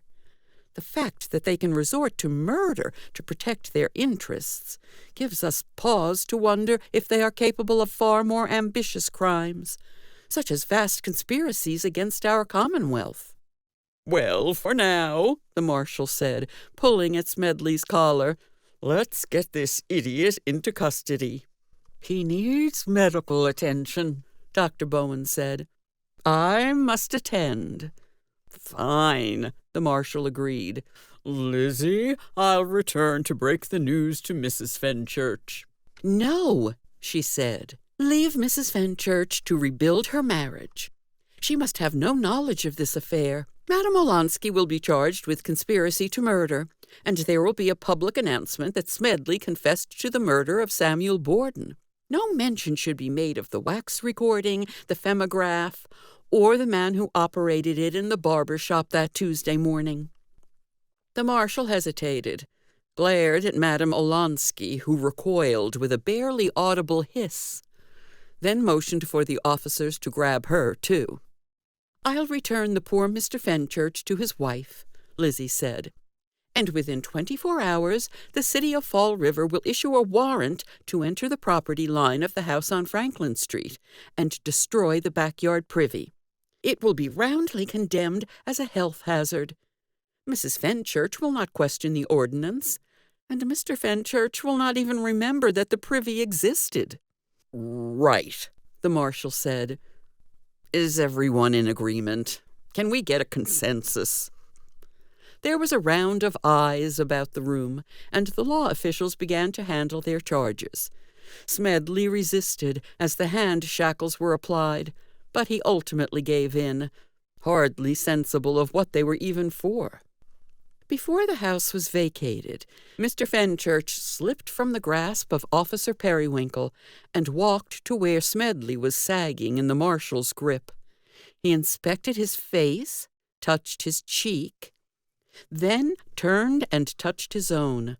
Strange shadows passed over his countenance. "Yes," he said. "Fenchurch. That's right. My name is Fenchurch. How extraordinary." "That's the first time he remembered on his own," Homer said. "Perhaps he'll remember the murders." "Fenchurch," the amnesiac was muttering. "Arcady was what he said. Yes, Arcady." He snapped his fingers. "Arcady." Lizzie grabbed his forearm. "Mr. Fenchurch, what about Arcady? Do you know who they are? Where are they?" Before she could finish, Fenchurch's face went through another transition, and his cheery cheeks went limp. "Who?" he said. "Who are you? In fact, who am I?" Lizzie sighed and pushed the man in the direction of the officer. "Return him to his wife. I'll instruct her in how to handle his peculiar condition. Perhaps one day we'll discover the bottom of this mystery. It is not the first time it has eluded me." "For now it is enough that we have the murderer of Samuel Borden," the marshal said. "Huzzah for Lizzie! The constabulary of Fall River salutes you." "Fine," Lizzie said, distracted. "Just don't mention my name in any of the papers." "As usual." When all were vacated, and Lizzie was left alone on the front porch of the Olonsky house with Homer, she pointed towards his kit bag. "Do you still have those cylinders we worked on yesterday?" "Intact," Homer said, tapping the phonograph. "Sound vibrations from the past, trapped forever in wax." "Are you really going to patent that machine as your own? How much of it have you truly invented?" "Lizzie Borden, how many times do I have to tell you? An inventor does not produce miracles out of thin air. He tinkers with the thousands of discoveries made before him, often by men more accomplished than himself. More than a fair share of this device is due to the work of Thomas Edison, the Wizard of Menlo Park, my hero, my mentor, my prophet." His voice trailed off as he remembered the words of Madame Olonsky. "Perhaps I'd best leave it at that." "That may be," Lizzie added. "But the Thesinger box is truly your own invention. It is simple and elegant, no moving parts, just 2 chambers, a presence and an absence, and a mirror between." Sounds like a parable of life. Or, at least, the life of Leonard Fenchurch. They shared a good laugh and strolled together off the porch and into the darkening twilight of Fall River. The stars above were beginning their great curve towards midnight, and the sun was sneaking into its night chamber to yield way to its most mystical twin. Chapter 12. A Final Visitation. In the wake of the affair of the Audible Amnesiac, several critical details were withheld from the public. From the journalist perspective, Mr. Samuel Borden had been murdered in his shop by members of his own fraternal lodge, the ancient order of the Masonic Odd Men. The entire upper council of the lodge was arrested and charged. The man known as the Holy Hierophant was deemed unfit to stand trial because of his mental instability, and he was sent to Taunton Asylum for observation by the nervous doctors. His real name was Arthur Jason Smedley, and he was a cook at the Wilbur Arms Hotel on North Main Street. He spent his subsequent days babbling incoherently and asking his warden if his padded cell was duly guarded. The warden invariably humored him by asserting that the padded cell was indeed duly guarded. Mr. Leonard Fenchurch was returned to his wife, and remained for the large part confined to his chambers, rarely leaving his bed, far less his house, for several years. His involvement with the affair at the barber shop was never publicly revealed, nor was the wax cylinder recording of the harmony quartet of the slaughtered man singing melodiously with his killers before he was catapulted into the infinite, never to return. Another set of persons who were excised from the newspaper accounts were Lizzie Borden, the girl detective of 2nd Street, and Homer Thesinger, the electromechanician of Prospect Street. The 2 young investigators returned to their families with the profound renewal of faith in the marvelous inventions that men like Thomas Edison and Homer Thesinger were producing for the edification of mankind. "It can double as a portable amanuensis," Homer explained one afternoon to Andrew Borden. They reclined on the mohair couch in the Borden sitting room, staring at the phonograph which rested on the table before them. Andrew was fiddling with the armature, testing its weight and range. You mean to tell me, Andrew marveled, that I can record an entire correspondence on this contraption, and a secretary can write my words down for transcription? What other wonders can this perform?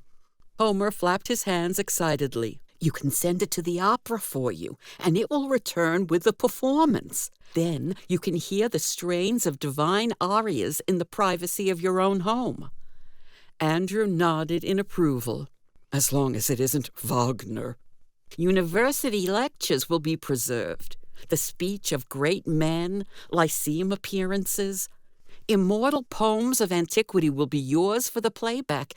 Every play ever written. Shakespeare will come alive in the Borden parlor. And who will record all this literary bilge? It's not bilge, Father, Lizzie said, banging her knuckles against his shoulder. And there will be no end of actors waiting to have their voices recorded for posterity. A smile curled on Andrew's lips. And with my capital behind the manufactory, we will all become wealthy beyond measure. Yes, the Borden Portable Amanuensis and Femograph. We must start producing models immediately. I'm afraid that's not possible, Mr. Borden, Homer said, flicking at his pants leg. I already have filed my patent caveat and sold it. Andrew sank back into the couch as if air had just been released from his interior. You sold it? We could have made thousands. I did make thousands. I sold the patent to the Wizard of Menlo Park. That goblin, he's the biggest fraud in the business. Homer, you have no business sense. But I am licensed to keep my prototype for amusement. We can record and play back our cylinders for eternity. Which reminds me, Lizzie, isn't it time we resurrect the dead? Lizzie glanced at the clock on the mantel. If Mrs. Borden and Emma have finished with their shopping, I believe I hear them now. The two women struggled in through the front door, carrying packages of dry goods and dinner meats. Emma was indulging herself in laughing at some sort of humor that Mrs. Borden had expressed, but her face went stark still upon seeing Lizzie and Homer flanking her father. She rushed hurriedly through the sitting room into the kitchen as if being pursued by something dangerous. As she did so, Homer slipped through the door into the parlor and closed it. Lizzie rose to greet her stepmother. Mrs. Borden, she announced, you have spent several years mocking my detective agency. Not now, Lizzie, Abby said hastily, shifting her grocery bags to a more comfortable position. There are chores to do. Dinner must be prepared, and I would listen to your stepdaughter, Andrew said, rising from the couch. What she has to say is important. If it helps, I'll take that burden from you. His hands went forward to carry the bags, and Abby frowned at them. With confused silence, she handed them over, and Andrew scuttled with a slight chuckle into the kitchen, closing the door behind him. Right before he did so, he gave Lizzie a puckish wink. What was that about? Abby puzzled. Andrew, carrying groceries? As I was saying, Lizzie continued, pressing her hands together and rubbing them, you have doubted whether my work with detection and Homer's backyard tinkering has been of any value to ourselves, to our community, or to humanity at large. Well, today I am proud to announce that we have perfected the ultimate device by which to bring our dearly departed back from the other world. Abby gulped visibly. My, Lizzie, Andrew Borden, if I had any doubts about your sanity, now they are confirmed. On the contrary, Mrs. Borden, Lizzie said, motioning to the dining room door. Today we have a distinguished visitor. In fact, he is about to give a speech. What? Abby said, trembling. Lizzie rapped a knuckle on the door and shouted, Mr. President? After which the following voice came shrill and thin through the wood panels. "fourscore and 7 years ago, our fathers brought forth on this continent a new nation conceived in liberty and dedicated to the proposition that all men are created equal." A strange light flooded Abby's face. Her knees wobbled, her eyebrows furled. With a shriek, she pushed open the dining room door, and desperation that had never before been exhibited by her in Lizzie's living memory erupted on the surface. Once within the dining room, she ground to a sudden halt. Before her were Homer and her husband Andrew standing behind the dining room table. By their side was Emma, almost whimpering. They were the only inhabitants of the room. Unless, of course, you counted the femograph which played on the table before them. The voice continued, lingering in its phrasing, delighting in its own logic, till finally it came to a dramatic conclusion. "That we here highly resolve that these dead shall not have died in vain, that this nation, under God, shall have a new birth of freedom, and that government of the people, by the people, for the people, shall not perish from the earth." Immediately following the recital, as the cylinder came to a dead halt, Abby's eyebrows steamed, her lips pursed, her hands curled into fists. Then, as she perused the jovial faces of Andrew and Homer, she softened, and then slackened. "Was that you?" she asked. "Andrew?" Andrew grinned and nodded. "Guilty as charged." "Why?" she said, pondering her dilemma. "That was quite charming." "I recorded it for you, Abigail," Andrew said, stepping from behind the table, advancing toward her and caressing her cheek. "I meant every word of it." "My," was all she could say. "My." Homer and Lizzie exchanged playful glances. Then they motioned towards Emma. "Don't be so shy," Homer said to his best friend's sister. "We can record our voices for amusement. Keep a record of the family preserved in wax for posterity to hear. One day, historians will be anxious to know more about us, and what thrill these cylinders shall give them." "I'm afraid of that thing," Emma replied. "It may eat me." "Nonsense, Emma," Andrew said, not removing his eyes from his wife. "It's better than a photograph, and more ingenious." Abby poked him on the shoulder with a stubby finger. "You mean more profitable, you old coot. You have your eye on Homer's next patent." "Well," Andrew quipped, "I can't say I do, and I can't say that I don't."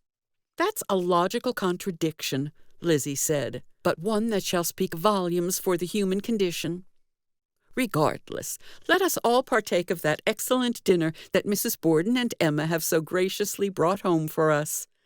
I will enjoy some light-hearted banter and some good food with my beloved family." With hearty chuckles, they strolled from the room, the last one being Emma, who took one last eyeball jab at the contraption that disturbed her so. She approached it almost as if trying to make peace with a hostile force. She prodded it, and after ascertaining its safety, pulled the wax cylinder from the playback shaft. There were a few more cylinders on the table, and she lifted a random one to the machine, sliding it on as if it were most intuitive. After a tense pause, she pressed her finger to the switch that she had seen deployed too often, and set the cylinder in motion. There were the familiar crackles of static, and the rough surface of the wax dragging under the playback needle. At first she thought it as dead as Uncle Sam Borden, but then it spoke. "Hello," it said. "Are you there? Can anyone hear me?" Emma yelped and ran halfway to the door. Its subsequent silence stopped her cold. She jerked her head between the exit and the machine. Then it spoke again. "I pray, can you please tell me who I am? You see, I have forgotten. I'm afraid I need you to help. Who am I?" Within seconds, Emma was gone from the room, the door having slammed forcefully shut. In the echoing silence, the room was void of all human inhabitants, resting in its own solemnity. But then the voice came again. "You must tell me. I am so lonely here with only the voices on this wax to keep me company. I need you to tell me who I am so I can keep myself company and no longer need anyone else. Please," it said. "Please, sir? Who am I? And failing that," it said, "who are you?" The nearby church told the hour, and the cylinder came to a halt, leaving the dining room now void of presence. The machine itself was as still as death, now failing to even mimic the traces of sorrow.